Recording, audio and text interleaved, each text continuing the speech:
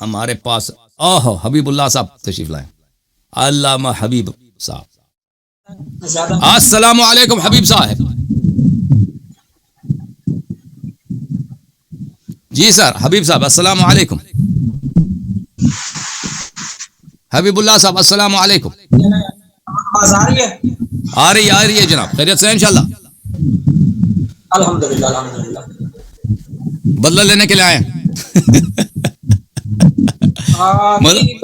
مدرسے والے کہاں؟ مدرسے والے ابھی یہ ہے کہ پچھلی دفعہ آپ نے تھوڑا سا بلکہ بہت زیادہ سا جو ہے نا وہ فرار ہوئے تھے، تو ابھی میں نے کہا میں فرار ہوا. میں فرار ہوا. حبیب صاحب حبیب صاحب حبیب صاحب. جی سر. جی ہاں جی وہی بات ہے.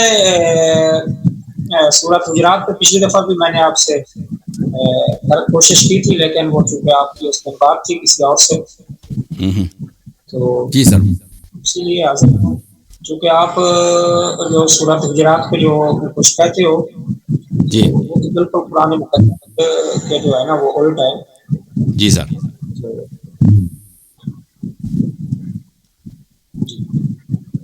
جی سر. تو آپ چاہتے ہیں کہ یہاں پہ ایک وہ سالس کو لے کے آئیں، ماڈریٹر لے کے آئیں، تاکہ ہمارے درمیان ابھی ماڈریٹ کرنا شکر لے کے آئیں.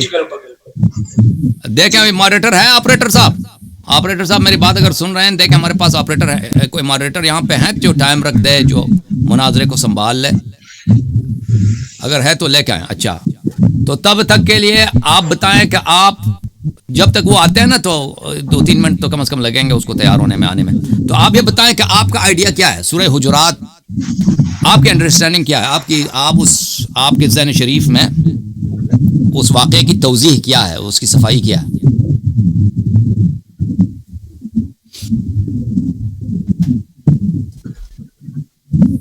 جی جی جی جی ہاں ٹھیک ہو گیا. ٹھیک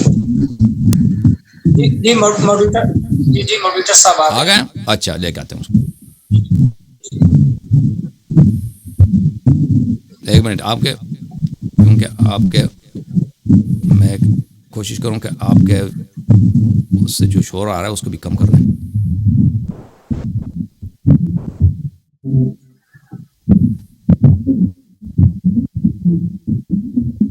اچھا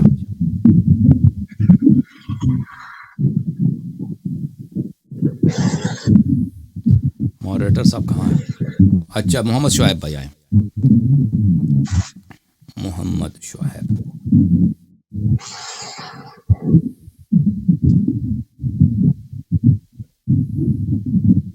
میں کرتا ہوں.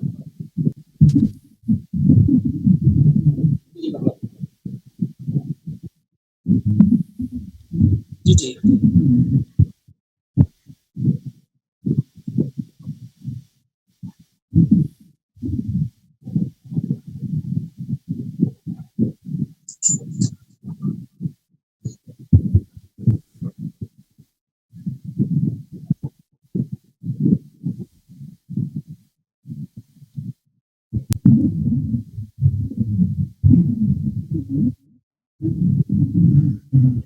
السلام علیکم محمد شعیب بھائی. محمد شعیب صاحب السلام علیکم. آڈیو ان کا کھول دیں بھائی.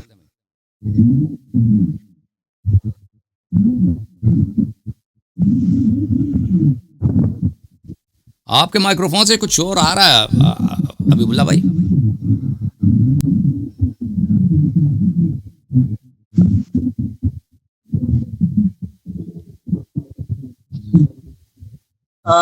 نہیں ابھی میرے مائک سے.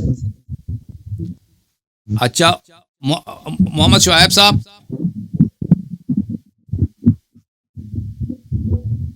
آپ کا مائکرو فون بند ہے. آپ اپنا مائکرو فون کھول دیں اپنی.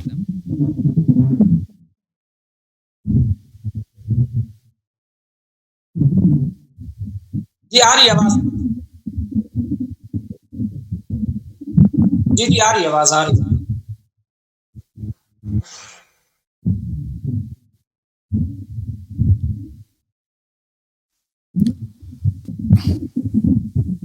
محمد شعیب صاحب بھائی کی آواز کھول دیں بھائی، یا شاید میری جانب سے بند ہے. ایک منٹ میں دیکھ لوں. ہاں میری جانب سے بند. ایک منٹ میں ایک سے کھول دیتا ہوں. مائک اوپن ہے شاید. جی آ رہی ہے آواز آ رہی ہے. جی محمد شعیب بھائی السلام علیکم, بات کریں. جی السلام علیکم سر. السلام علیکم, خیریت سے ہیں؟ جی اللہ آپ کیسے ہیں؟ ٹھیک ہے سر. اللہ تعالیٰ کا بڑا احسان ہے, تھینک یو سر. میری آواز آ رہی ہے آپ کو؟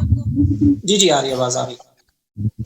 علامہ صاحب میں چاہتا ہوں پہلے میں 1 منٹ کے لیے بتا دوں. سر میری اسٹرانگ نہیں ہے لیکن میں پھر بھی باتوں کو سمجھ سکتا ہوں.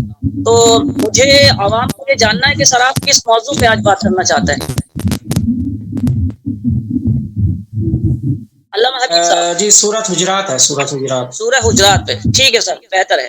جی سورۃ حجرات, سورۃ حجرات شروع کے سر آپ کو کیے جائیں گے سر. آپ اپنا پریفیس یا جو بھی کچھ کہنا ہے وہ اسٹارٹ کر دیجیے سر. ٹائمنگ لگا دیا جائے گا. اس کے بعد 10 منٹ اللہ یار صاحب کو دیے جائیں گے. اس کے بعد 5 منٹ کے سر وہ ہوں گے کیا, ٹھیک ہے سر؟ جی حبیب اللہ صاحب آپ بات سمجھ گئے سر؟ جی آپ 10 منٹ شروع ہوتے ہیں سر. آپ جو پریفیس شروع کرنا چاہتے ہیں آپ شروع کریے سر. اللہ یار صاحب سے ٹائمر آن کر دیں سر. نہیں یہ تو پہلے اللہ یارث صاحب کریں گے نا, دعویٰ تو ان کا ہے نا. میں تو اچھا ٹھیک ہے. آپ کا کیا سر دعویٰ تو سر آپ کا ہونا چاہیے نا سر. آپ یہاں پر آئے ہیں کیا کر رہے ہیں, کیا کہنا چاہتے ہیں سر؟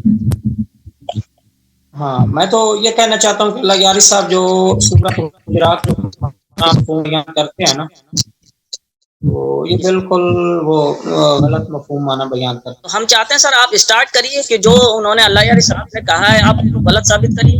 ہم چاہتے ہیں پہلا ٹرن آپ کو دیا جائے سر.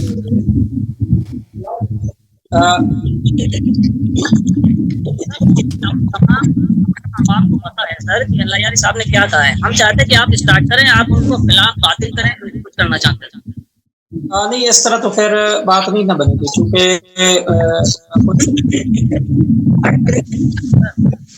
کوئی بات نہیں, میں شروع کرتا ہوں.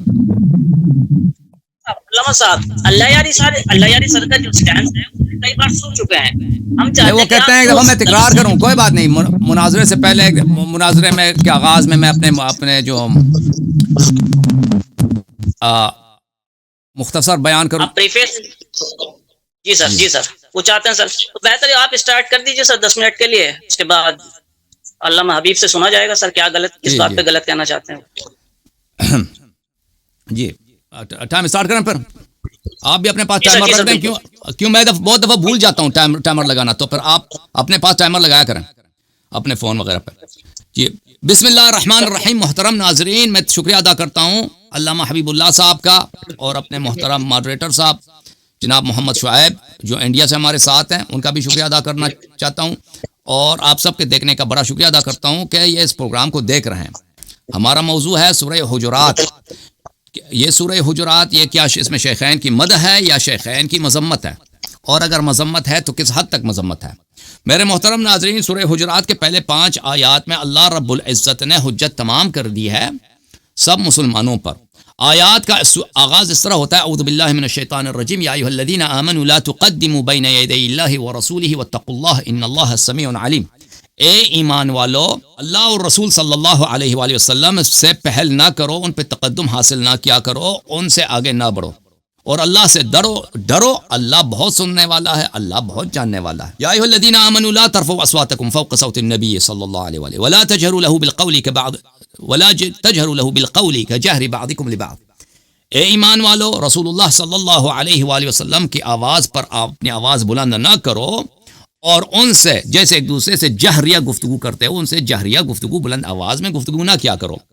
ان تحبط اعمالکم وانتم لا تشعرون, اگر یہ کرو گے تو آپ کے اعمال حبط ہو جائیں گے اور آپ کو پتہ بھی نہیں ہوگا. ان الذين يغضون اصواتهم عند رسول الله صلی اللہ علیہ وآلہ اولئک الذين امتحن الله قلوبهم للتقوى لهم مغفرة واجر عظیم. جو لوگ اپنی آواز کو رسالت پناہ صلی اللہ علیہ وآلہ وسلم کی بارگاہ اقدس میں دھیمی رکھتے ہیں, اللہ تعالیٰ نے ان کے دلوں سے ایمان کا امتحان لیا ہے, اور انہی کے لیے اجر عظیم ہے اور انہی کے لیے مغفرت. ان الذين ينادونك من وراء الحجرات اکثرهم لا يعقلون. جو لوگ آپ کو کمروں کے باہر سے پکارتے ہیں بلاتے ہیں, یہ ان کی عقل نہیں ہے. میرے محترم ناظرین, ان آیات مبارکہ میں خود ان کے ہاں کوئی اختلاف نہیں ہے کہ شیخین نے جناب ابو بکر و عمر نے رسول اللہ صلی اللہ علیہ وآلہ وسلم کے آخری ایام میں سنہ 9 ہجری میں جب وفد بنی تمیم آئی تھی تو رسول اللہ صلی اللہ علیہ وآلہ وسلم نے ان سے نہ کوئی مشورہ طلب کیا نہ ان سے رائے مانگی ہے. تو ابو بکر نے خود، یہ بخاری میں موجود ہے، مختلف کتب میں موجود ہے، اور اس کی صحت پہ کسی قسم کا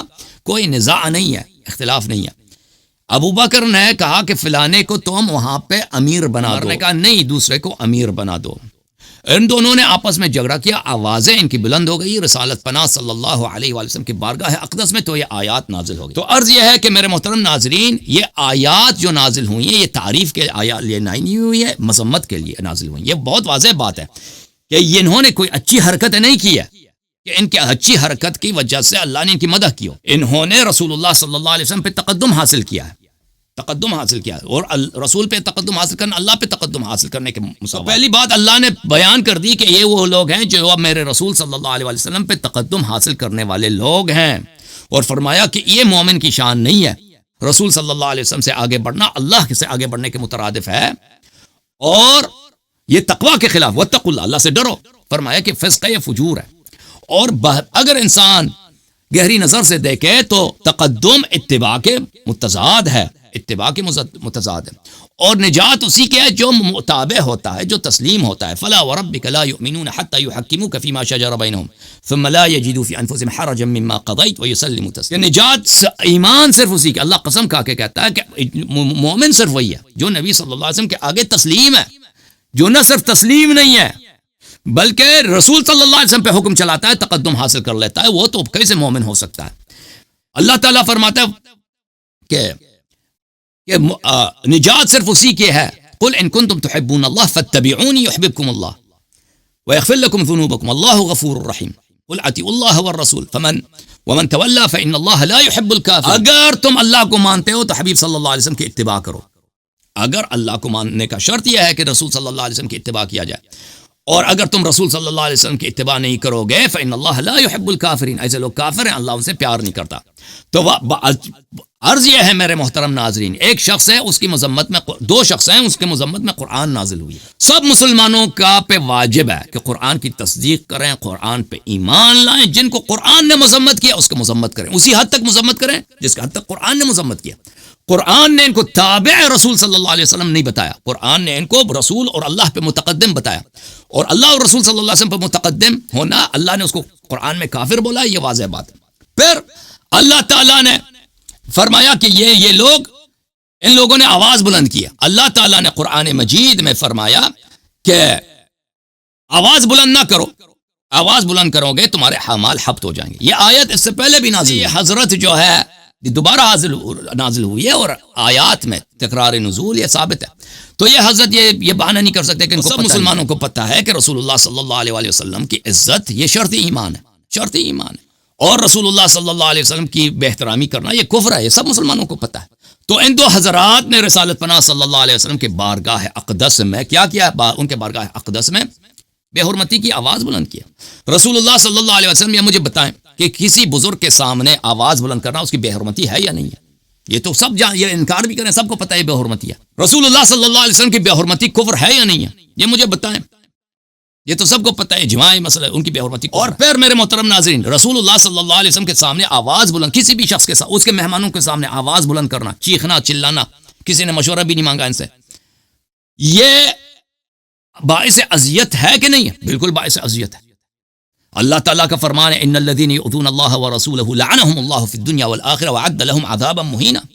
جو لوگ رسول اللہ صلی اللہ علیہ وسلم کو اذیت کرتے ہیں وہ اللہ کی اذیت کرتے ہیں، اور اللہ نے ان کو دنیا میں لعنت کیا، آخرت میں لعنت کیا، اور ان کے لیے عذاب مہین، اہانت والی عذاب کہ ان کے روزانہ توہین ہو. اللہ نے آمادہ کیا، تیار کیا، جو یہ مر جائیں اس عذاب میں داخل ہو گئے. تو ہمیں یہ بتائیں کہ یہ اگر یہ چلاتے تھے یہ ایمان کی نشانی ہے. یہ شیخ صاحب ہمیں بتائیں، سمجھا دیں کہ ابو بکر عمر نے جو وہاں پہ رسول اللہ صلی اللہ علیہ وسلم کے آخری ایام میں وہاں پہ چیخا ہے، چلایا ان لوگوں نے، یہ ایمان کی علامت ہے، یہ مومنوں کی شان ہے، یا یہ وہ لوگ جو رسول اللہ صلی اللہ علیہ وسلم کی اہانت کرتے تھے ان کی شان ہے، ان کی وصف ہے؟ یہ تو واضح بات ہے. یہ بتائیں نہ بتائیں سب کو پتہ ہے اس کا جواب. پھر اللہ تعالیٰ نے فرمایا کہ جو آواز بلند کرتا ہے وہ اس کے اعمال حبط ہو جاتے ہیں، ان کے اعمال حبط ہو جاتے ہیں. تو میرے محترم ناظرین، اعمال حبط ہونا قرآن مجید فرقان حمید میں یہ واضح طور پر عدم اسلام عدم ایمان کی دلیل ہے. ملاحظہ فرمائیے سورہ مبارکہ بقرہ میں فرمایا وَمَن يَرْتَدِدْ مِنْكُمْ عَنْ دِينِهِ فَيَمُتْ وَهُوَ كَافِرٌ فَأُولَٰئِكَ حَبِطَتْ أَعْمَالُهُمْ. فرمایا جو آپ میں سے مرتد ہو جائے اور مر جائے کفر کی حالت میں اس کے عمل حبط ہے. اور پھر فرمایا جو رسول اللہ صلی اللہ علیہ وسلم کے سامنے آواز بلند کرے اس کے عمل حبط ہو جاتا ہے. اور بھائی اگر قرآن فرماتا ہے کہ اگر تم یہ عمل کرو گے تو تمہارے عمل حبط ہو جائیں گے, ابو بکر عمر نے وہی عمل بجا لایا تو اس کا عمل کیسے حبط نہیں ہوا؟ اور قرآن نے فرمایا جو عمل جو بچے جو جس کے عمل حبط ہو جاتا ہے وہ کافر ہوتا ہے. تو یہ شیخ صاحب ہمیں سمجھا دیں, یہ شیخ صاحب ہمیں سمجھا دیں کہ یہ قرآن کے قاعدے, قرآن کے قوانین, قرآن کے اصول, قرآن نے جو سزا بتایا اعمال کے لیے ابو بکر عمر پہ کیوں لاگو نہیں ہوتے؟ ان کو کیا کوئی خاص ان کے لیے کوئی خاص گنجائش ہے؟ پھر اللہ تعالیٰ نے فرمایا مدح فرمایا ان الذین یغضون اصواتهم. ایک تو فرمایا کہ ان لوگوں نے آواز بلند کیا نا, ان کی مذمت, ان کے عدم اسلام عدم ایمان کا بیان کی, ان کے اعمال حبط ہو گئے جہنمی, یہ سب بیان کر دی. پھر مومنوں کی شان بیان کر دی بھائی ان الذین یغضون اصواتهم عند رسول اللہ صلی اللہ علیہ وسلم لا اولئک الذین امتحن اللہ قلوبهم للتقوی. فرمایا کہ اے مسلمانوں پہچان جاؤ کہ صحابہ کرام میں مومن کون ہے, غیر مومن کون ہے. مومن وہ ہیں صحابہ میں ان صحابہ کے دلوں میں ایمان ہے جو رسول پاک صلی اللہ علیہ وسلم کے بارگاہ اقدس میں آواز دھیمی رکھتے ہیں. مغفرت اجر کریم صرف انہی کے لیے, دوسروں کے لیے جو آواز بلند کرتے ہیں ان کے اعمال حبط ہو گئے, ان کے لیے نہیں ہے. پھر فرمایا ان الذین ینادونک من وراء الحجرات اکثرهم لا یعقلون. یہ بھی اسی شیخین کے واقعے میں نازل ہوئی ہے کہ جو لوگ آپ کو بلند آواز سے پکارتے ہیں, کبھی گھر کے باہر سے, کبھی باغ سے, کبھی فلان سے, ان کی تو عقل ہی نہیں ہے, یہ ان کے عقل نہیں ہے. تو ان کی جو عقل نہیں ہے اس کا مطلب یہ نہیں کہ چالاک نہیں ہے, یہ عقل کی عدم عقل یہ ایک وصف ہے جو قرآن مجید میں اہل عدم اسلام کی دلیل ہوتی ہے. بہرحال میرا وقت ختم. جی علامہ حبیب صاحب آپ کی باری ہے. آپ شروع کرنے سے پہلے میں ایک بات بتانا چاہتا ہوں علامہ حبیب صاحب, میں لائیو چیٹ پڑھ رہا ہوں, اگر کوئی امپورٹنٹ کوسچن سامنے آتا ہے میں پوچھنے کا حق رکھتا ہوں یا نہیں؟ علامہ حبیب صاحب. جی آپ حق رکھتے ہیں, لیکن بہتر ہے کہ آپ کی بجائے وہ کوسچن جو ہے نا وہ اللہ یاری صاحب آخری میں ٹائم جب مقرر اس کے آخری میں. ٹھیک ہے سر, آپ شروع کریے سر. علامہ حبیب صاحب. نحمدہ و نصلی وسلم علی رسول الکریم, اما بعد اعوذ باللہ من الشیطان الرجیم, بسم اللہ الرحمن الرحیم. جی تو محترم سامعین ناظرین, آپ نے سنا کہ اللہ یاری صاحب نے ایک غلط بنیاد پر کیسے ایک بہت بڑی عمارت تعمیر کرنے کی کوشش کی. تو اس میں مسئلہ تو یہ ہے کہ اللہ یاری صاحب کو قرآن کی جو آیت اللہ یاری صاحب نے پڑھی ہے تو ان کو چاہیے تھا کہ قرآن کی آیت کا مطلب یہ کرتے یا یہ مطلب ہوتا کہ ابو بکر و عمر رضی اللہ تعالی عنہم اجمعین کے عمل ضائع ہو گئے, یا جن کے بارے میں بھی یہ آیت نازل ہوئی ہے. تو اول تو ان کے ہاں ان کی مشہور تفسیر ہے تفسیر الصافی, اس میں واضح طور پر لکھا ہوا ہے کہ یہ آیت جو ہے نا وہ کسی اور موقع کے اوپر کسی اور کے بارے میں نازل ہوئی ہے, ابو بکر عمر کے بارے میں نازل نہیں ہوئی. تو بہرحال چلو, اور انہوں نے پورا زور لگایا کہ ابو بکر و عمر نے گستاخی کی ہے تو ان کے عمل حبط ہو گئے. اور اگر ابو بکر عمر رضی اللہ تعالی عنہم اجمعین نے اس آیت کے مصداق بنے ہیں, اللہ تعالیٰ آیت نازل کرتے بھائی تمہارے جو اعمال ہیں وہ حبط ہو گئے, تم نے میرے رسول کی گستاخی کی ہے. حالانکہ قرآن مقدس کی ان آیات میں یہ چیز ثابت نہیں ہوئی کہ اللہ نے کہا کہ تمہارے جو اعمال ہیں وہ حبط ہو گئے. اچھا, پہلی یہ جو کرتے ہیں کہ رسول اللہ پر تقدم کیا کیا, آگے انہوں نے بات کو لے کر گئے ہیں کہ رسول اللہ کے سامنے ایک وفد آتا ہے تو وہ اپنا امیر طلب کرتے ہیں. تو صحابہ کرام سے حضرت ابو بکر عمر سے مشورہ نہیں مانگا گیا. بھائی آپ کو کس نے بتایا مشورہ نہیں مانگا گیا؟ ایسا تو نہیں ہوتا کہ ایک وفد آیا ہے رسول اللہ کے پاس, وفد آتا ہے تو رسول اللہ صلی اللہ علیہ وسلم کو ایسے ہی پتہ چل گیا, کوئی بات ہی نہیں. بھائی یہ مختصر حدیث ہے, اس میں جو مقصودی جملے ہوتے ہیں وہ بتائے جاتے ہیں. تو وفد آیا, انہوں نے مطالبہ کیا. اب اگر یہ حدیث میں نہیں آیا تو ابو بکر اور عمر رضی اللہ تعالیٰ نے مشورہ کیسے دیا؟ صاحب ظاہر وفد آیا, انہوں نے طلب کیا ہے. اگر اس کے علاوہ بھی مشورہ دیتے ہیں تب بھی اللہ تعالیٰ نے پیارے پیغمبر صلی اللہ علیہ وسلم کو یہ حکم دیا ہے کہ امرہم شورا بینہم, وہ مشورہ ہو گیا. اب آگے انہوں نے کہا کہ تقدم کیا ہے رسول اللہ پر, رسول اللہ کی آواز سے اپنی آواز کو بلند کیا. محترم سامعین و ناظرین, یہ جو آیت ہے دوسری آیت ہے सूरत हुजरात की, या अय्युहल्लज़ीना आमनू ला तरफाउ अस्वातकुम फौका सौतिन नबी। यहाँ पर ये है कि अपनी आवाज को, इसके दो हिस्से हैं, ये जरा हाजरीन नाजरीन जो है सामीन वो जरा तवज्जो फरमाएं। इस आयत के जो हिस्से हैं वो दो हिस्से हैं। पहला हिस्सा जो है वो ये है कि या अय्युहल्लज़ीना आमनू ला तरफाउ अस्वातकुम फौका सौतिन नबी, ए ईमान वालो अपनी आवाज को तुमने पैगंबर की आवाज से ऊंचा नहीं करना। ये बात आ गई। अब आगे अल्लाह ने इसकी वजाहत की है, वला तजहरू लहू बिल क़ौली कजहरि बअज़िकुम लिबअज़, किस तरह पैगंबर की आवाज से अपनी आवाज को ऊंचा नहीं करना, तो वो भी हमें कुरान की इसी आयत में अगले हिस्से में बता दिया गया, किस तरह आप पैगंबर की आवाज से अपनी आवाज को ऊंचा नहीं करना। वला तजहरू लहू, और उस तरह अपनी आवाज को ऊंचा नहीं करना कि जिस तरह तुम एक दूसरे से बात करते वक्त चीखते हो, आवाज को बुलंद करते हो। तो यहाँ पर एक चीज जो है वो जाहिर हो गई कि ये दो अलग अलग अहकाम है।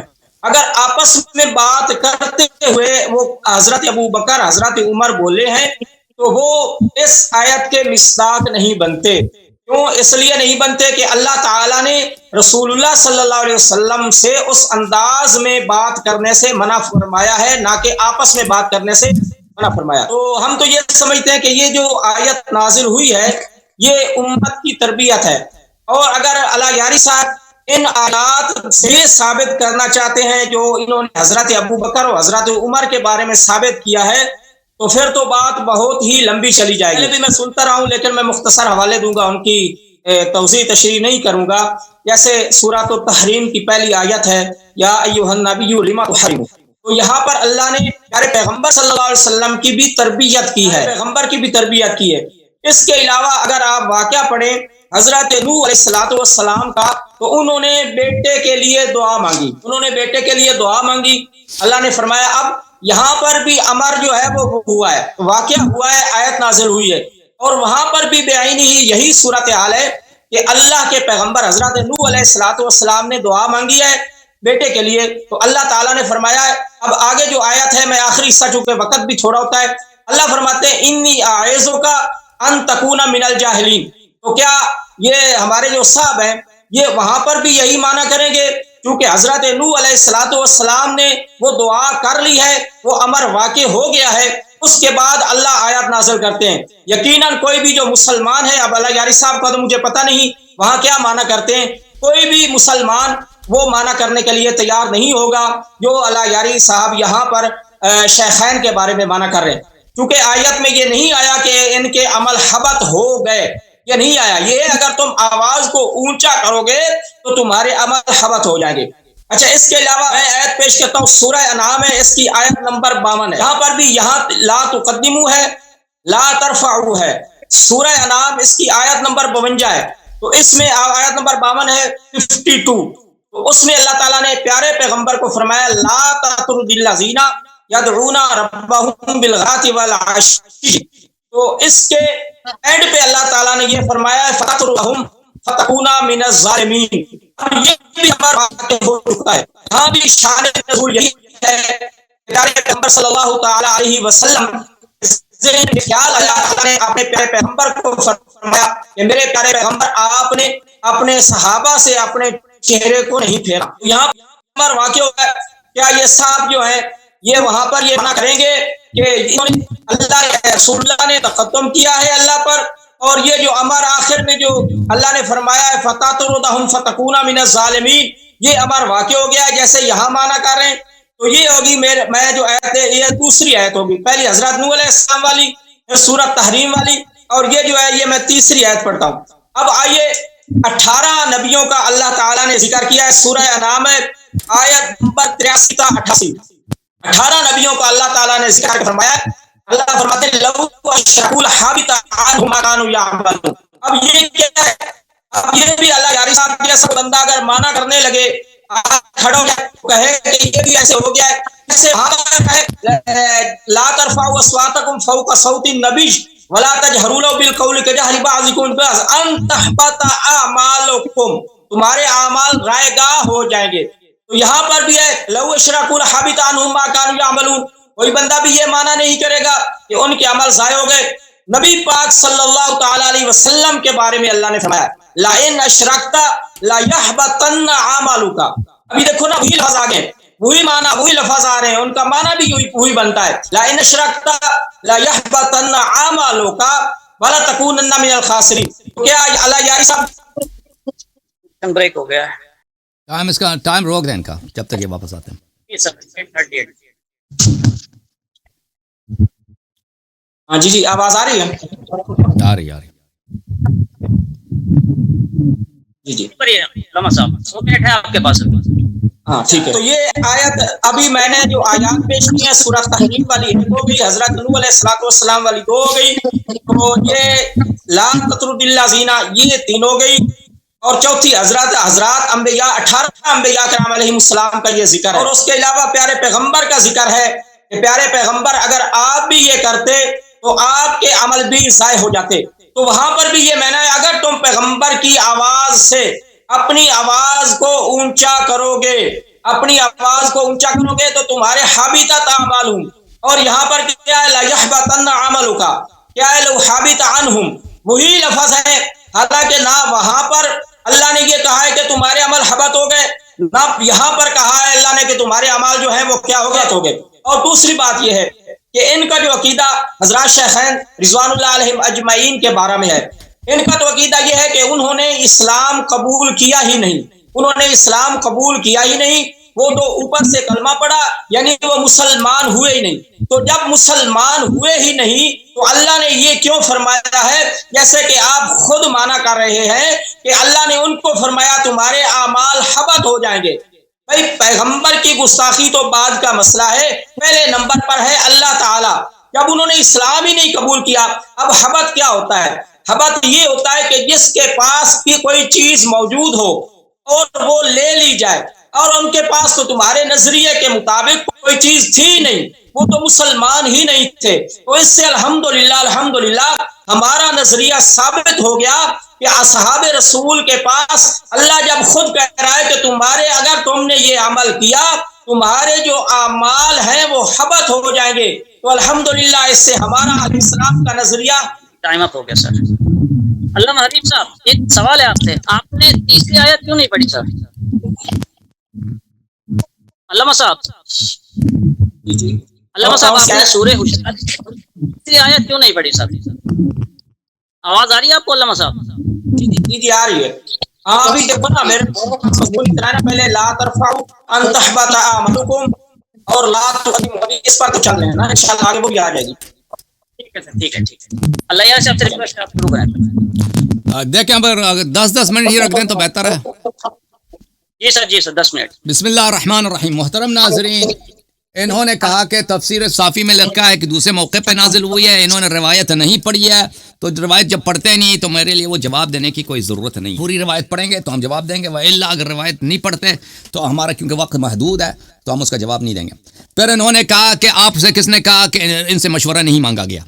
او بھائی صاحب, یہ کتاب ہے تمہاری بخاری, چابدار احیاء تراث العربی, یہ کتاب تفسیر تفسیر سورہ حجرات لا ترفعوا اصواتکم میں, یہاں پہ کہ انہوں نے آپس میں جھگڑا کیا ہے تو یہ آیا نازل ہوئی ہے لا تقدموا بین یدی اللہ. آپ مجھ سے بتائیں کہ اللہ تعالیٰ عالم ہے, اللہ تعالیٰ حکیم ہے, یا عالم و حکیم نہیں ہے؟ تو اگر انہوں نے تقدم حاصل نہیں کیا تھا تو اللہ نے کیوں آیا بھیجا ہے لا تقدموا؟ اسی واقعے پر کیوں بھیجا اللہ نے نازل کیا؟ تو انہوں نے روایت میں تو نہیں ہے کہ ان سے مشورہ کیا گیا, ٹھیک ہے نا, حدیث میں تو نہیں ہے. اگر آپ کہتے ہیں وہ حدیث مختصر ہے, رسول اللہ صلی اللہ علیہ وسلم نے مشورہ طلب کیا تھا, یا روایت مختصر ہو گئی, وہ دلیل کہاں ہے کہ مشورہ کیا تھا؟ اپنے سے کہہ رہے ہیں نا, اگر انہوں نے تقدم حاصل نہیں کیا تھا تو اللہ نے اس کا مناسبت ہی کیا بنتا ہے؟ یہ انہوں نے متقدم حاصل کیا تھا تو تبھی اللہ تعالیٰ نے آئے نازل, وَإِلَّا قرآن جھوٹ ہے. اور تقدم کا آپ نے جواب ہی نہیں دیا کہ تقدم جو ہے اتباع کے خلاف ہے. تقدم فلا وربک لا یؤمنون ویسلموا تسلیما, جو تسلیم نبی نہیں ہے علامہ صاحب, تسلیم وہ مومن نہیں. قرآن قسم کا کے کہتا ہے جو متقدم ہوتا ہے اور سامنے بے ادبی کرتا ہے وہ کیسے مسلمان ہو سکتا ہے؟ اس کا آپ نے جواب نہیں دیا. آپ نے اس بات کا جواب نہیں دیا کہ ایک حکیم شخص, ایک عظیم شخصیت کے سامنے آپ آواز بلند کرتے ہیں, اس کی بے ادبی ہے. یہ بے ادبی کفر ہے. رسول صلی اللہ علیہ وسلم کی بے ادبی کفر ہے, وہ ہر شخص جیسے نہیں ہے. اب ہم اور آپ کی اگر بے ادبی ہو جائے تو کفر نہیں ہے, نبی صلی اللہ علیہ وسلم کی بے ادبی کفر ہے. آپ اس بات کا آپ بالکل آپ نے سائیڈ اسٹیپ کیا, بھاگ گئے. اوائڈ کیا, جواب ہی نہیں دیا, نظر انداز کیا. نظر انداز نہ کریں. کیا رسول اللہ صلی اللہ علیہ وسلم کے بارگاہ اقدس میں, ان کے بارگاہ اقدس میں آواز بلند کرنا یہ بے ادبی نہیں ہے؟ کسی شخص کے بارگاہ میں آواز بلند کرنا. ملاحظہ فرمائیے میرے محترم ناظرین, میں آپ کو کتاب دکھاتا ہوں بخاری. یہ کتاب ہے بخاری, چاپدار احیاء التراث العربی. یہاں پہ ملاحظہ فرمائیے صفحہ نمبر 448 میں صلح حدیبیہ کے موقع پر حدیث نمبر 2732 ہے. وہاں پر عروہ ابن مسعود جب اہل مکہ کے پاس جاتا ہے تو ان کو کیا بولتا ہے کہ میں رسول پاک صلی اللہ علیہ وسلم کے پاس گیا تھا, وہ ایسے پیغمبر کو میں نے دیکھا جب وہ نخامہ اپنے ناک کی جو لعاب مبارک ہے وہ زمین پہ ڈالتے تھے, صحابہ اس کو تبرک کے لیے اٹھاتے تھے اور بھلے فدلک بها اپنے منہ پہ چہرے پہ لگاتے تھے. اس کے بعد فرمایا کہ وہ ایسے ہیں وَإِذَا تَكَلَّمَ خَفَّضُوا أَصْوَاتَهُمْ عِنْدَهُ وَمَا يُحِدُّونَ إِلَيْهِ النَّظَرَ تَعْظِيمًا لَهُ, کہ وہ اپنی آواز اس کے رسول پاک صلی اللہ علیہ وسلم کے سامنے دھیمی رکھتے تھے اور ادب و احترام کی وجہ سے, تعظیم کی وجہ سے ان پہ آنکھ میں آنکھ ملا کے نہیں دیکھتے تھے. تو یہ کہنا کہ ان کے اللہ نے ادب کیا ہے, اور بھائی یہ ادب تو پہلے سے صحابہ کو معلوم تھا. یہ تو حدیبیہ کے موقع پر سنہ 6 ہجری کو 5 ہجری کو صحابہ نے اس موقع پر عروہ ابن مسعود ایک مشرک ایک کافر نے شہادت دی ہے, بخاری میں موجود ہے کہ صحابہ اس طرح احترام کرتے تھے. ٹھیک ہے نا. تو یہ آپ کہنا کہ ان کو پتہ ہی نہیں تھا کہ سنہ 9 تک 23 سال نبی صلی اللہ علیہ وسلم کی بعثت سے گزرے, ان کو پتہ نہیں کہ نبی کے احترام کرنا. علامہ صاحب آپ نے سوال کا جواب نہیں دیا.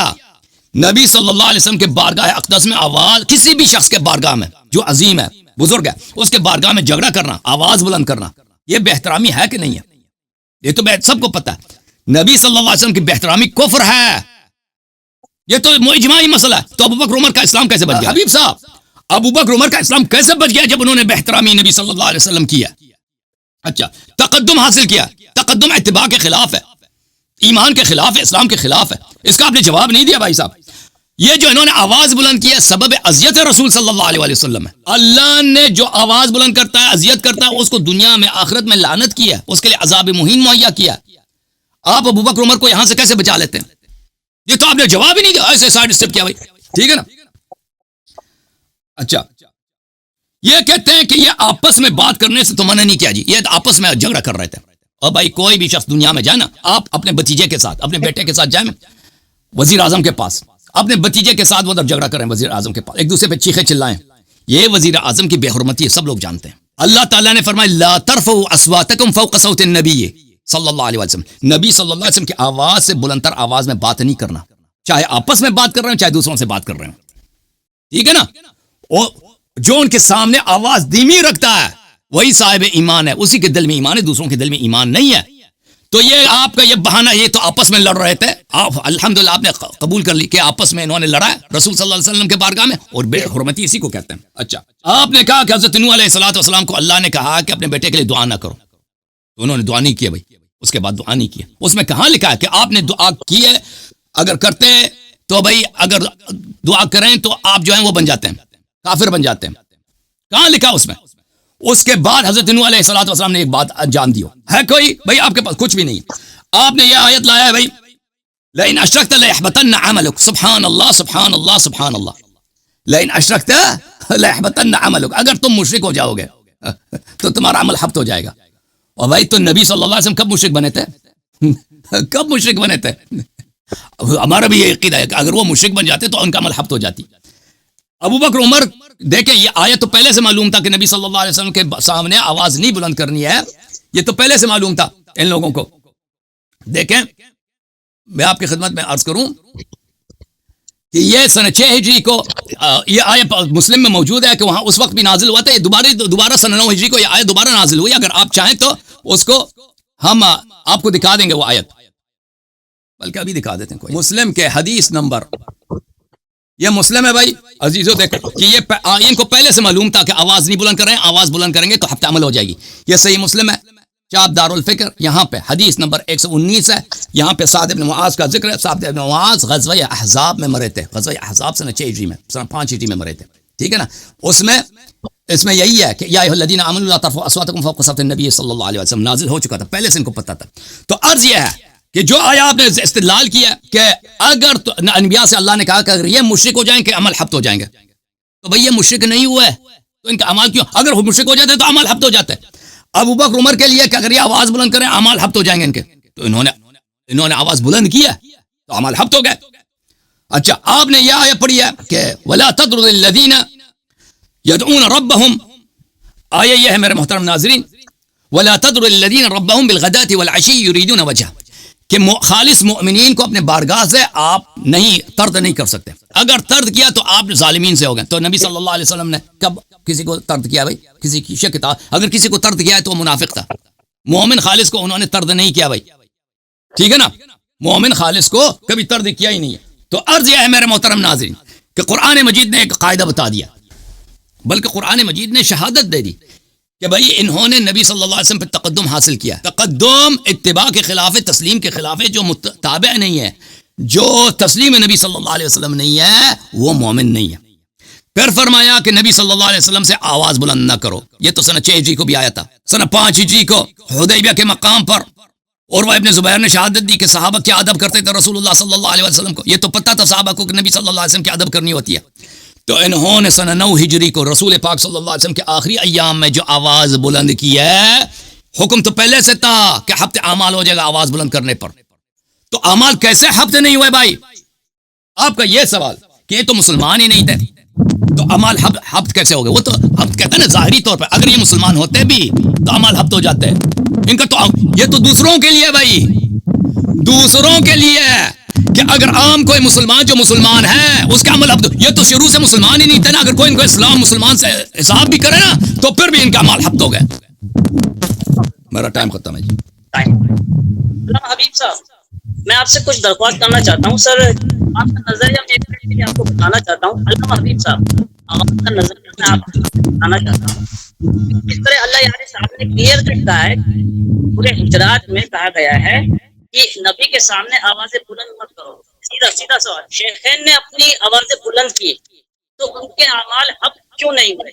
ہمیں اس کا ڈائریکٹ جواب چاہیے سر، تاکہ عوام سمجھ سکے. ادھر ادھر کی باتیں سے سر بڑا کنفیوز ہو جاتا ہے عوام. آپ شروع کریے سر. علامہ حبیب صاحب شروع کیجیے.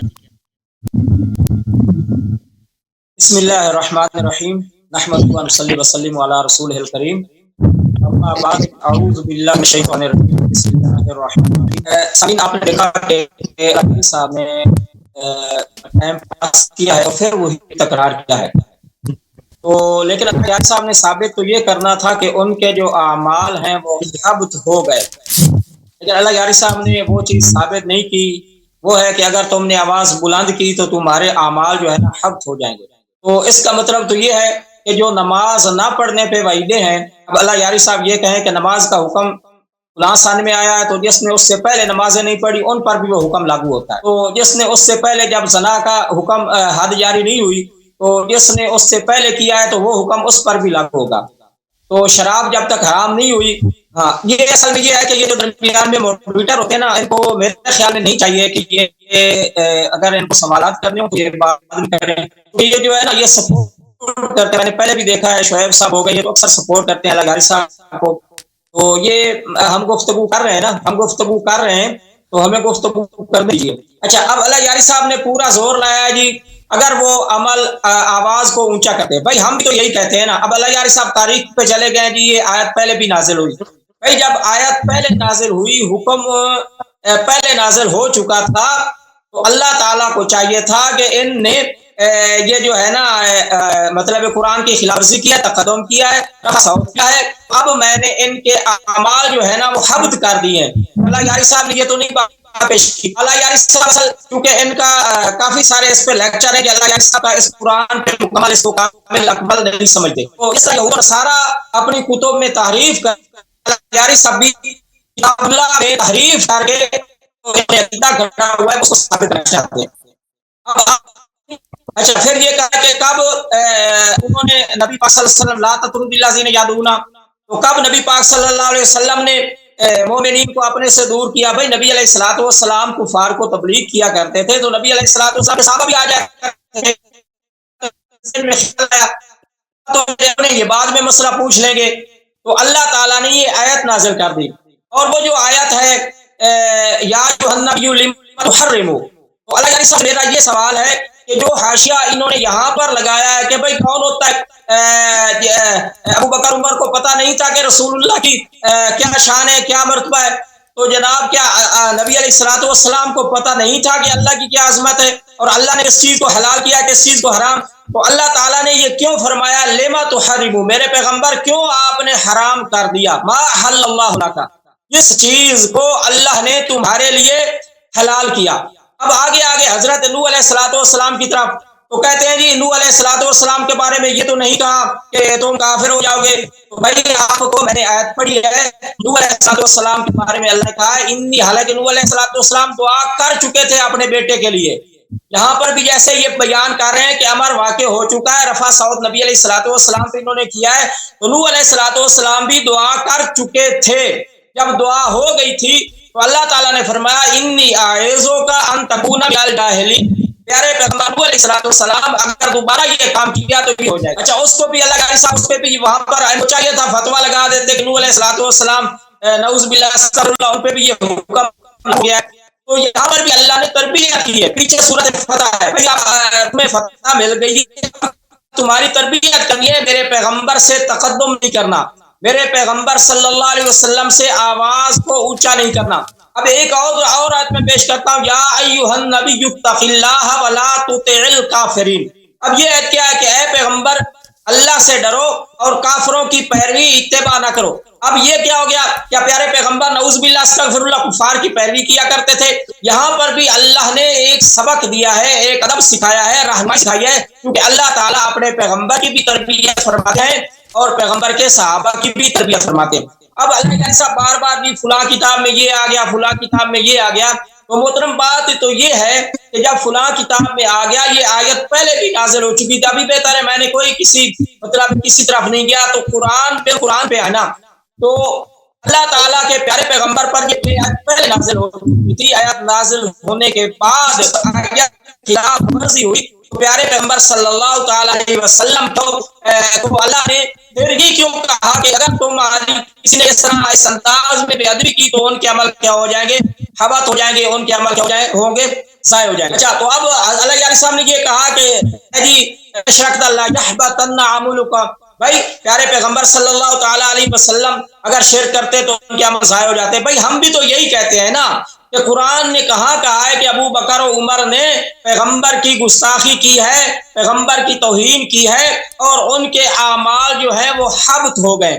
قرآن پاک نے یہ کہیں نہیں کہا۔ اچھا لما تحرموا، اس کا آیت کا جواب بھی آپ نے دینا ہے۔ پھر میں نے جو آیت پڑھی ہے، اچھا میں اب ایک اور آیت پڑھنے لگا ہوں، یہ آیت ہے عفا اللہ عنک لما اذنتہم، یہ سورۃ التوبہ کی آیت نمبر 43 ہے۔ اب یہاں پر کیا ہوتا ہے؟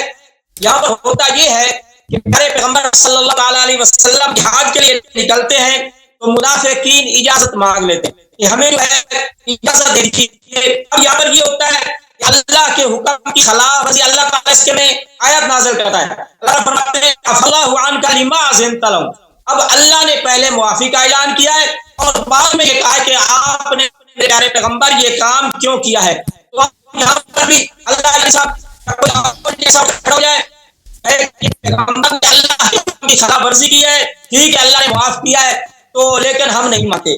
یہی ہے آگے آپ دیکھیے، یہ سورۃ النساء، اس کی آیت نمبر 107 ہے، 100 ہے، اس میں واقعہ ہوا ہے کہ ایک منافق جو ہے وہ کہیں سے چوری کرتا ہے، چوری کر کے وہ جو اس کا کھرا ہے وہ ایک یہودی کے گھر میں داخل کر دیتا ہے۔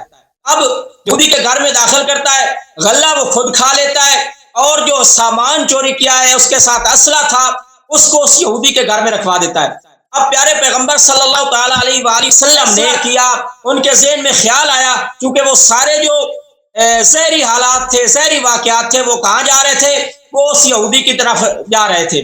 پیارے پیغمبر کے ذہن میں یہ خیال آیا کہ یہ جو فیصلہ ہے یہ تو یہودی نے چوری کیا ہے، اس کو سزا دینی چاہیے، تو اللہ نے یہ آیات نازل کر دی، لا تجادل عن الذین یختانون انفسہم، اور اس سے پہلے آیت نازل کی ولا لا تجادل، یہاں پر اللہ نے فرمایا کہ میرے پیارے پیغمبر آپ جھگڑا نہ کیجئے ان لوگوں کی طرف سے جو خیانت کرتے ہیں. اور آگے سورت 105 جو ہے وہاں پر فرمایا وَلَا تَقُلْ لِلْخَائِنِينَ خَصِيمًا، میرے پیارے پیغمبر آپ خیانت کرنے والوں کی طرف سے جھگڑا نہ کیجئے. تو اب کوئی معنی یہ کرے گا یہاں پر بھی امر واقع نہیں ہوا، لیکن پیغمبر فیصلہ اس کے حق میں لینا چاہتے ہیں ظاہری حالات ظاہری واقعات کو دیکھ کر. تو اب یہاں پر تَقُلْ لِلْخَائِنِينَ خَصِيمًا لا تجادل عن الذین یختانون انفسهم، اس کا معنی اگر کوئی یہ کرتا ہے کہ نعوذ باللہ پیغمبر نے یہ جو کام کیا ہے، پیغمبر تو خیانت کرنے والوں کی حمایت کرتے تھے، یا پیغمبر صلی اللہ علیہ وسلم چوروں کو چھوڑ دیا کرتے تھے.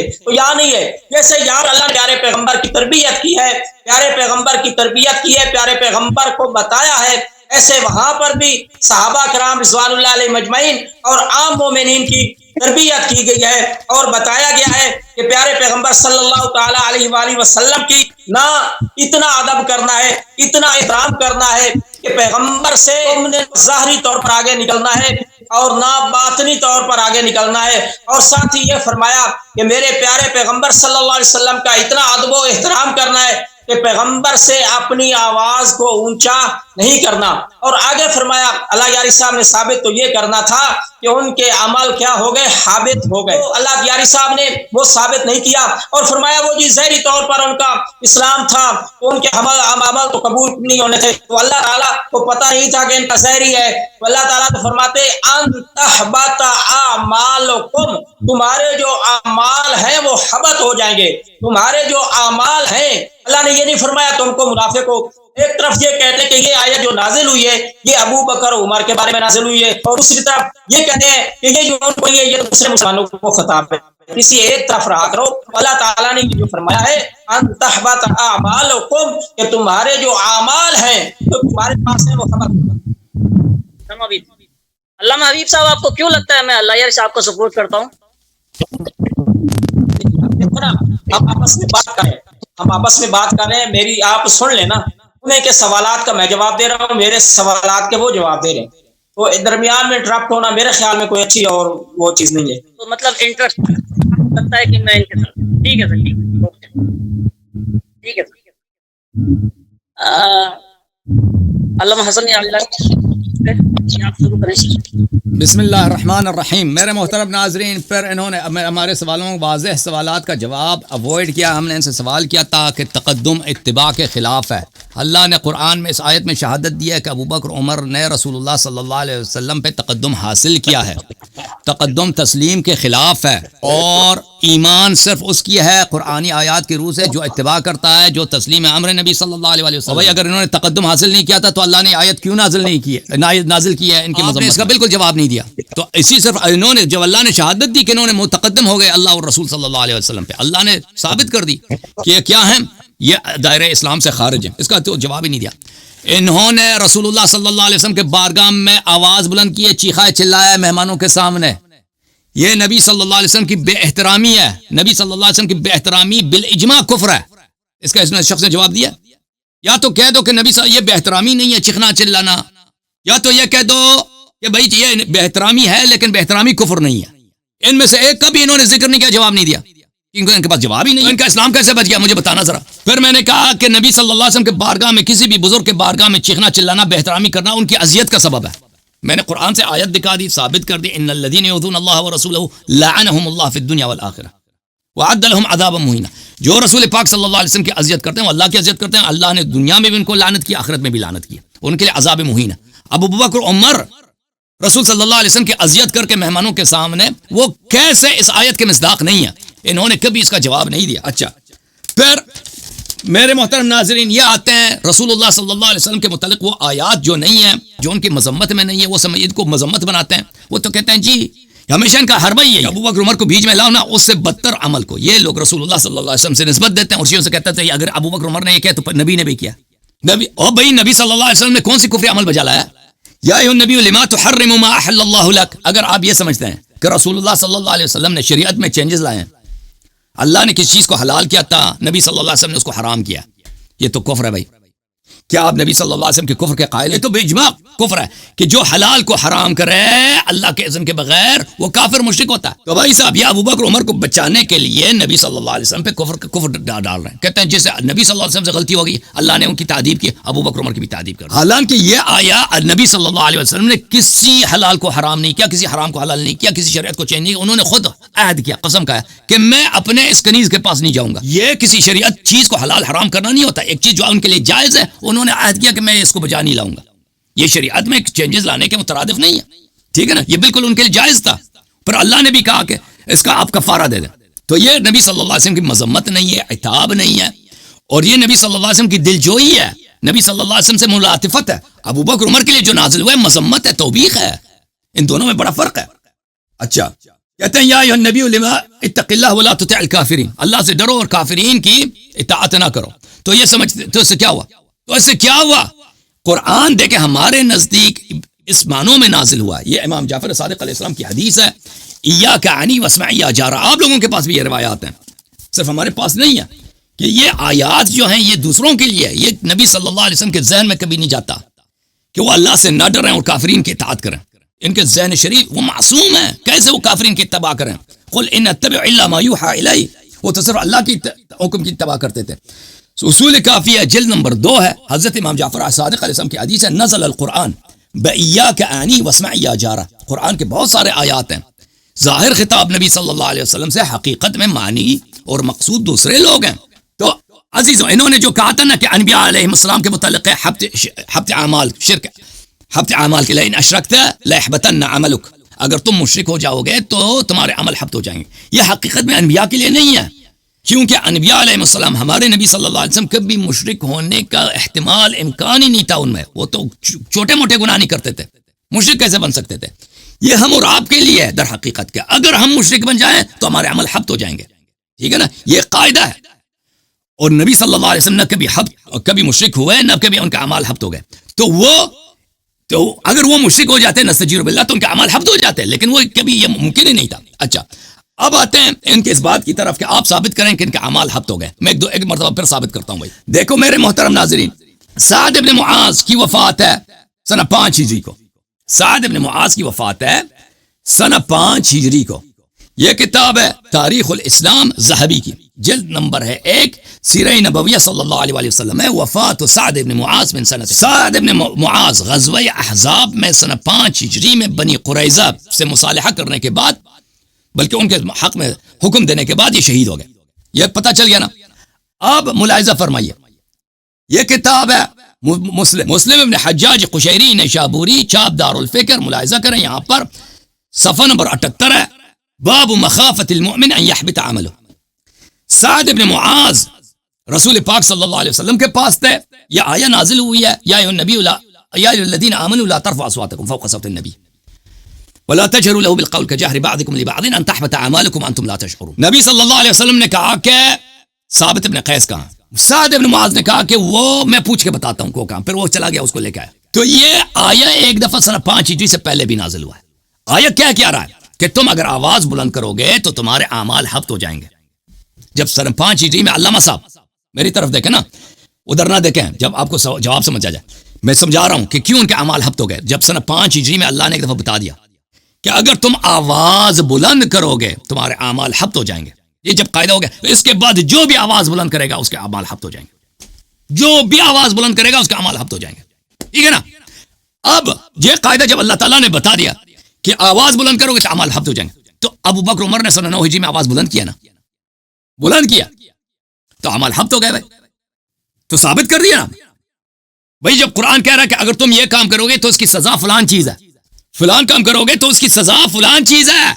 اور بھائی جب ہم نے ثابت کر دی کہ انہوں نے یہ کام کیا ہے تو وہ ثابت ہو جاتا ہے کہ اس کی سزا مل گئی. ان کو سزا ان کی کیا ہے؟ سزا حبط اعمال ہے. ملاحظہ کریں میرے محترم ناظرین, میں ان کا ایک بڑا امام ہے جماعت مخالفین کا, اس کا نام ہے ماتوریدی صاحب. میں اس کے تفسیر نکال کے بھی آپ کو دکھا دوں گا ابھی تھوڑی دیر میں, کیونکہ ان کا تعلق علماء دیوبند سے ہے. علماء دیوبند اپنے ابن تیمیہ صاحب کی بڑی قدر کرتے ہیں. تو ابن تیمیہ کے یہ میں دکھا دیتا ہوں کتاب. الصارم المسلول علی شاتم الرسول صلی اللہ علیہ وآلہ وسلم. ملاحظہ فرمائیے لا ترفعوا اصواتکم فوق صوت النبی صلی اللہ علیہ وسلم کے متعلق اس آیت کے ذیل میں صفحہ نمبر 112 میں ابن تیمیہ فرماتے ہیں والعمل يحبط بالکفر، عمل حبط ہو جاتا ہے کفر کے ذریعے، اور جو آواز بلند کرتا ہے اس کی عمل حبط ہو جاتی ہے. قرآن نے بتا دیا بھائی. آپ کا یہ سوال کہ قرآن یہ کہہ دیتا کہ ان کے عمل حبط ہو گئی ہے، اور بھائی اس کی ضرورت نہیں ہے. قرآن نے کہا کہ جو بھی آواز بلند کرے گا اس کے عمل حبط ہو جائے گی. پہلے سے کہہ دیا تھا قرآن نے. انہوں نے آواز بلند کیا ہے، اللہ تعالیٰ نے ایک آیت پھر دوبارہ نازل کیا. پہلے سے یہ معلوم تھا ان لوگوں کو، ٹھیک ہے نا. تو پھر ان کا اعمال کیسے حبط نہیں ہوا ہے؟ اگر قرآن کہہ دینا کہ اگر تم فلان کام کرو گے تو اس کی سزا یہ ہے، تو کوئی وہ کام کر لیتا ہے تو اس کی سزا تو مل جاتی ہے، تو واضح بات ہے. اور پھر ابن تیمیہ پھر فرماتے ہیں صفحہ نمبر 114 میں ولا تحبط الاعمال الا بغیر الکفر، کفر کے علاوہ کوئی عمل سبب کفر نہیں، سبب حبط اعمال نہیں ہے. بلے والجهر له بالقول يخاف منه ان يكفر صاحبه وهو لا يشعر بذلك وحبط عمله. جو آواز بلند کرتا ہے اس آواز بلند کرنے والا نبی صلی اللہ علیہ وسلم وہ کافر ہوتا ہے، اس کا عمل حبط ہو جاتا ہے، اس کو پتہ نہ بھی. ٹائم اپ ہو گیا سر. علامہ حبیب صاحب یہ سسٹم صرف 5 منٹ کا رہے گا سر، اور عوام کا ایک سوال ہے سر، اگر چاہیں تو میں پوچھ سکتا ہوں سر. آپ دونوں سے درخواست ہے سر. کیا مجھے اجازت ہے سر؟ علامہ حبیب صاحب اپنا مائکروفون شاید اوپن نہیں ہے سر. علامہ حبیب صاحب آپ کو میری آواز آ رہی ہے؟ جی آ رہی ہے. علامہ حبیب صاحب میں آپ یہ سیشن 5 منٹ کا رہے گا سر، اور عوام کا ایک سوال ہے سر کہ چونکہ 6 ہجری 9 ہجری پہلے پاکستان نہیں تھا، حدیث قرطاس کے وقت حضرت عمر کی جو آواز بلند ہوئی ہے تب ان کو معلوم تھا کہ آواز بلند نہیں کرنی ہے، اب بھی ان کے عمل اب نہیں جائز ہے. یہ آپ سے سوال ہے سر. آپ کا سیشن شروع ہوتا ہے سر اب. نہیں، ان کا ٹائم 10 منٹ بنے گا نا. میں نے 10 منٹ شروع کیا، میں نے 10 منٹ بولا ہے، دوسرا نمبر ان کا ہے، تو ان کا ابھی 10 ہوگا، اگلے دفعہ 5 ہوگا سر. 10 منٹ ہی ہے سر. علامہ حبیب صاحب آپ کا ٹائم ہی رہے گا. اگلے دفعہ چاہیں تو 5 منٹ رکھ دیں. ابھی ان کا ٹائم حق 10 منٹ بنتا ہے.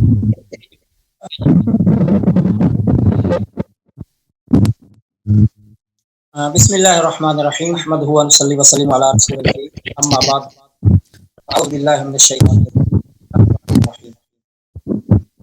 معزز سامعین و ناظرین، ایک منٹ ٹائم شروع ہونے سے پہلے علامہ بھائی محمد شعیب صاحب، آپ اگر ان سے سخت ان پہ اعتراض کرتے ہیں، مجھ پہ بھی کریں نا. اس طرح درست نہیں ہے کہ آپ ان پہ سوال کرتے ہیں. نہیں، میں بالکل آپ کے سوالات ان پہ متوجہ ہیں، میرے خلاف نہیں ہیں.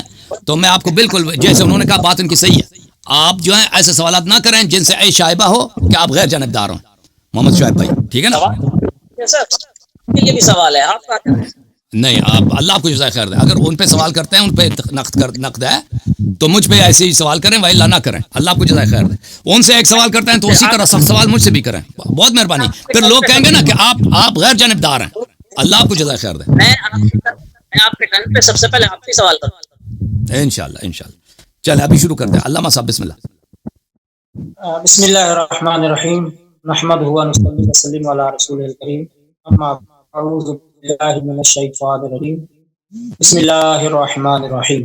معزز سامعین ناظرین، ابھی آپ نے دیکھا اللہ یاری صاحب کہاں سے کہاں چلے گئے. ان کو سہارا لینا پڑ گیا ہے.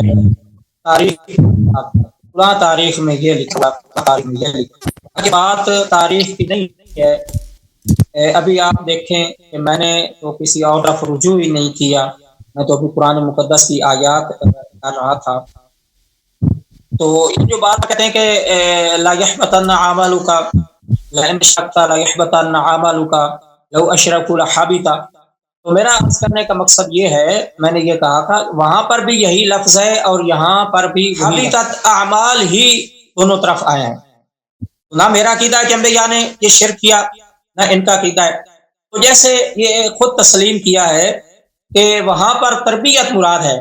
انبیاء علیہم السلام کی جو ہے وہ کہا ان کو جا رہا ہے، لیکن تربیت امت کی لوگوں کی مقصود ہے کہ یہ شرک جو ہے اتنا غلیظ ہے کہ اگر یہ نبی بھی کر رہے ہیں تو ان کے اعمال بھی کیا ہو جائیں. تو یہاں پر بھی یہ واقعہ ہو گیا. ابھی قرآن میں تو یہ نہیں ہے کہ بار سورت نازل ہوئی، 2 بار نازل ہوئی، ان کو چیزوں کو آپ رہنے دیں، وہ پھر کام لمبا ہو جاتا ہے.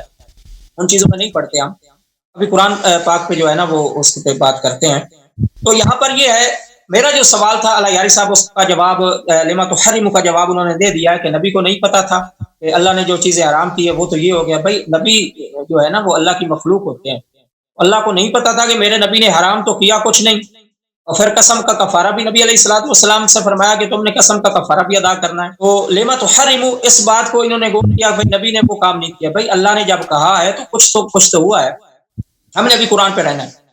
تو لما تحرم اے میرے پیارے پیغمبر کیوں تم حلال کرتے ہو ما احل اللہ لک, جس چیز کو ہمارے لیے کیا ہے حلال کیا ہے. اس کا بالکل اللہ یاری صاحب نے واضح جواب. پھر یہ کہتے ہیں کہ یہ جی انبیاء کو صحابہ کرام رضوان اللہ علیہ مجمعین کی جو ہے سپورٹ میں انبیاء کو لاتے ہیں. بھائی ہمارا تو یہ یقین نہیں ہے کہ انبیاء علیہ السلام سے جو ہے وہ گناہ سرزاد ہوتا ہے, ہمارا تو یہ عقیدہ نظریہ نہیں ہے. ہم تو ان کو معصوم سمجھتے ہیں, گناہوں سے بالکل پاک سمجھتے ہیں, مبرہ سمجھتے ہیں. لغزش, خطا, سہو, نسیان, جیسے حضرت آدم علیہ الصلوۃ والسلام کے بارے میں اللہ نے فرمایا کہ ان سے نسیان ہوا ہے, ان سے فناسیہ ولم نجید لہ عزما, ان سے جو ہے نسیان ہوا ہے.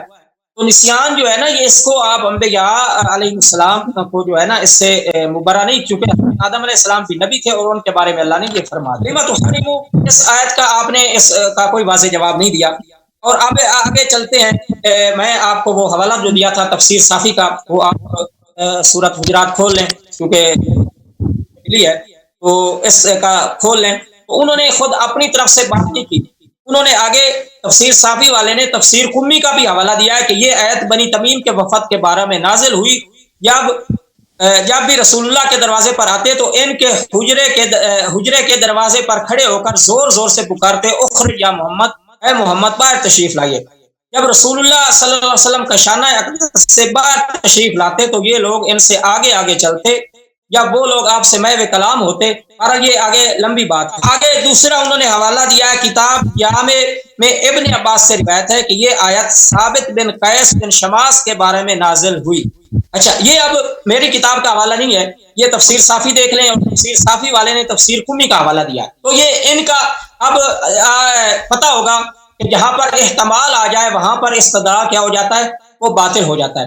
اگر یہ یقینی قطعی طور پر ان کے بارے میں نازل ہوئی ہوتی تو یقیناً تفسیر قمی والا اور تفسیر صافی والا یہ معنی اس کا کبھی نہ کرتے. یہ بات ہے. اب آگے جو یہ تکرار کر رہے ہیں کہ اللہ کے پیارے پیغمبر صلی اللہ علیہ وسلم کی اللہ کے نبی نے کے سامنے انہوں نے توہین کر دی, اللہ کے نبی کا حکم نہیں ماننا, تقدم, پہلے بھی وہ ان کے سامنے ہو گئی ہے. بڑی مشہور واقعہ ہے صلح حدیبیہ کا. صلح حدیبیہ کا بڑا مشہور واقعہ ہے. تو اس میں کیا ہوا, نبی پاک صلی اللہ علیہ وسلم نے معاہدہ کیا کفار کے ساتھ. کفار آئے, معاہدہ ہونے لگا, تو انہوں نے کہا ہم تو بسم اللہ الرحمن الرحیم کو جانتے ہی نہیں, صرف بسم اللہ لکھو. ٹھیک ہے, آگے آیا, انہوں نے کہا کہ نبی پاک صلی اللہ علیہ وسلم نے لکھا ہے محمد رسول اللہ. تو انہوں نے کہا کہ ہم تو محمد رسول اللہ اگر مانتے ہوتے تو ہمارا آپ کے ساتھ جھگڑا کیا تھا, ہمارا آپ کے ساتھ جھگڑا کیا تھا, تو یہ آپ مٹا دیجئے. حضرت علی رضی اللہ تعالی عنہم وہ جو ہے یہ معاہدہ کو تحریر کر رہے تھے, رسول اللہ کے کاتب تھے. رسول اللہ صلی اللہ علیہ وسلم نے فرمایا کہ علی یہ جو لفظ تو نے لکھا ہے جس پر یہ اعتراض کر رہا ہے اس کو آپ مٹا دیجیے. اب کافر کی فرمائش نہیں ہے, ڈائریکٹ نبی علیہ الصلوۃ والسلام حضرت علی رضی اللہ تعالیٰ عنہ کو حکم دے رہے ہیں کہ علی یہ جو رضی اللہ تعالیٰ عنہ یہ جو لکھا ہے وہ آپ محمد رسول اللہ مٹا کر محمد بن عبداللہ لکھ دیجیے. تو میں آج ہی ایک کتاب دیکھ رہا تھا, وہ فارسی میں ہے, عربی میں ہے, وہ ان صاحبان کی.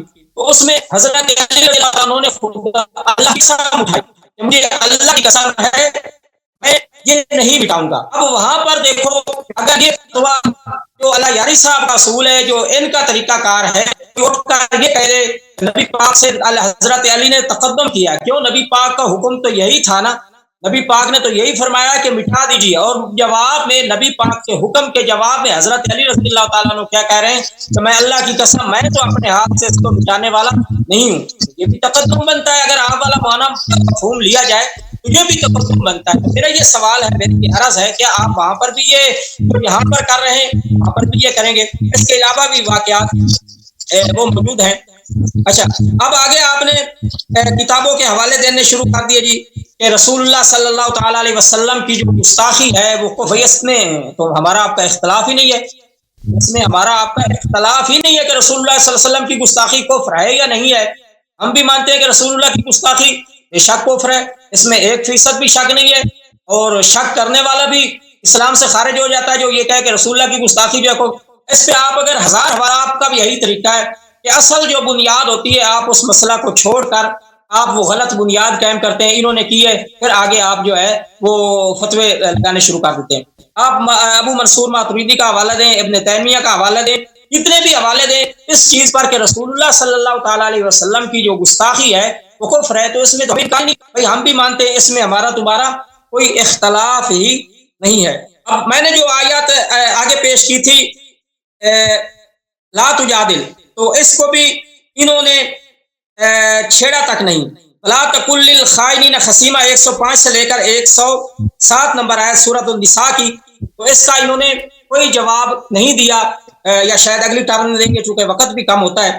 تو میں یہ عرض کر رہا ہوں کہ یہ جب تک قرآن نازل ہو رہا تھا تو یہ آداب سکھائے جا رہے تھے.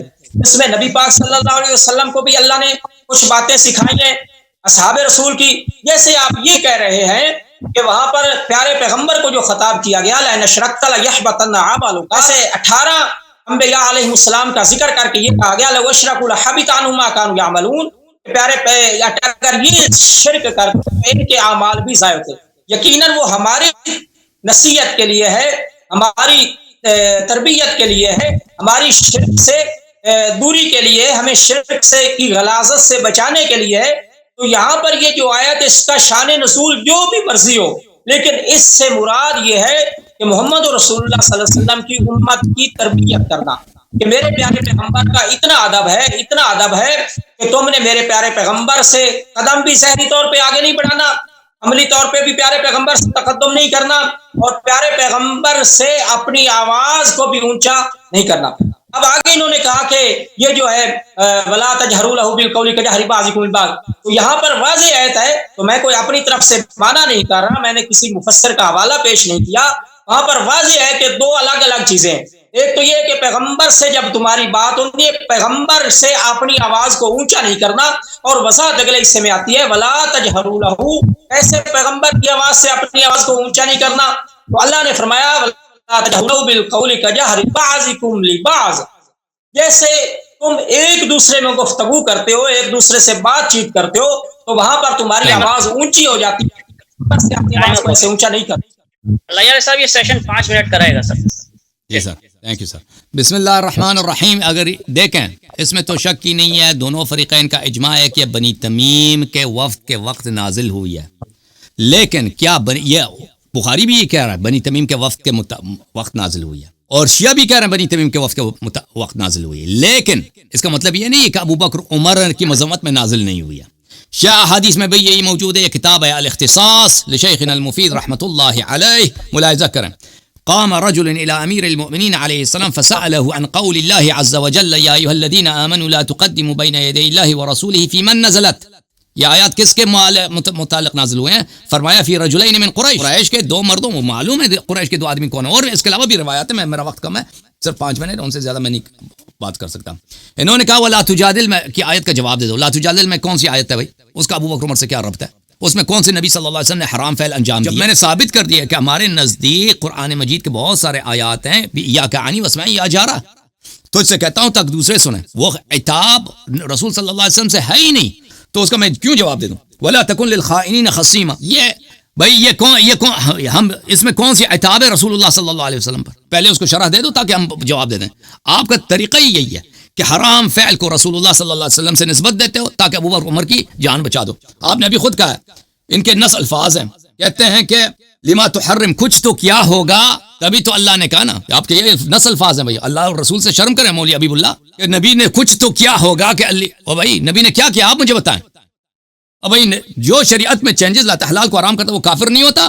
اور بھائی جو حلال کو حرام وہ کافر ہوتا ہے. یہ شخص دیکھو یہ خود کہہ رہا ہے کچھ تو کیا ہوگا کہ اللہ نے نازل کیا.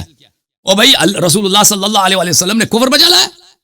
جو حلال کو حرام کرے وہ کفر ہوتا ہے. آپ یہی کہتے ہیں نا کہ پیغمبر نے حلال کو حرام کیا، اور بھائی پیغمبر صلی اللہ علیہ وسلم نے کسی فعل کو حرام کو حلال نہیں کیا. ایک چیز جو ان کے اپنے لیے حلال ہے، کہا کہ میں اس سے اجتناب کروں گا، یہ حرام نہیں ہے، یہ اپنے نفس کو اس سے دوری رکھنے کے لیے اجتناب کیا. اجتناب حرام یہاں پہ یعنی اجتناب کی بات ہو رہی ہے کہ میں اس سے اجتناب کروں گا.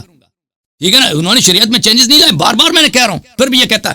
تو اچھا انہوں نے کہا ہے امحو سورہ حدیبیہ کے موقع، پہلے شیعہ حدیث پڑھو تاکہ ہم اس کا جواب دے دیں. انہوں نے شیعہ حدیث کو پڑھی نہیں ہے، اپنی کتابوں سے پڑھی ہے.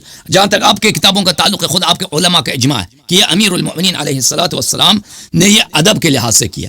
جو انہوں نے بجا لایا ہے حدیبیہ کے مقام پر، یہ غایت ادب ہے. یہ کتاب میں آپ کو دکھا دیتا ہوں عزیزو، ملاحظہ کریں. یہ المواہب اللدنیہ بالمنح المحمدیہ صلی اللہ علیہ وآلہ وسلم، تالیف العلامہ القسطلانی، جزء اول ہے.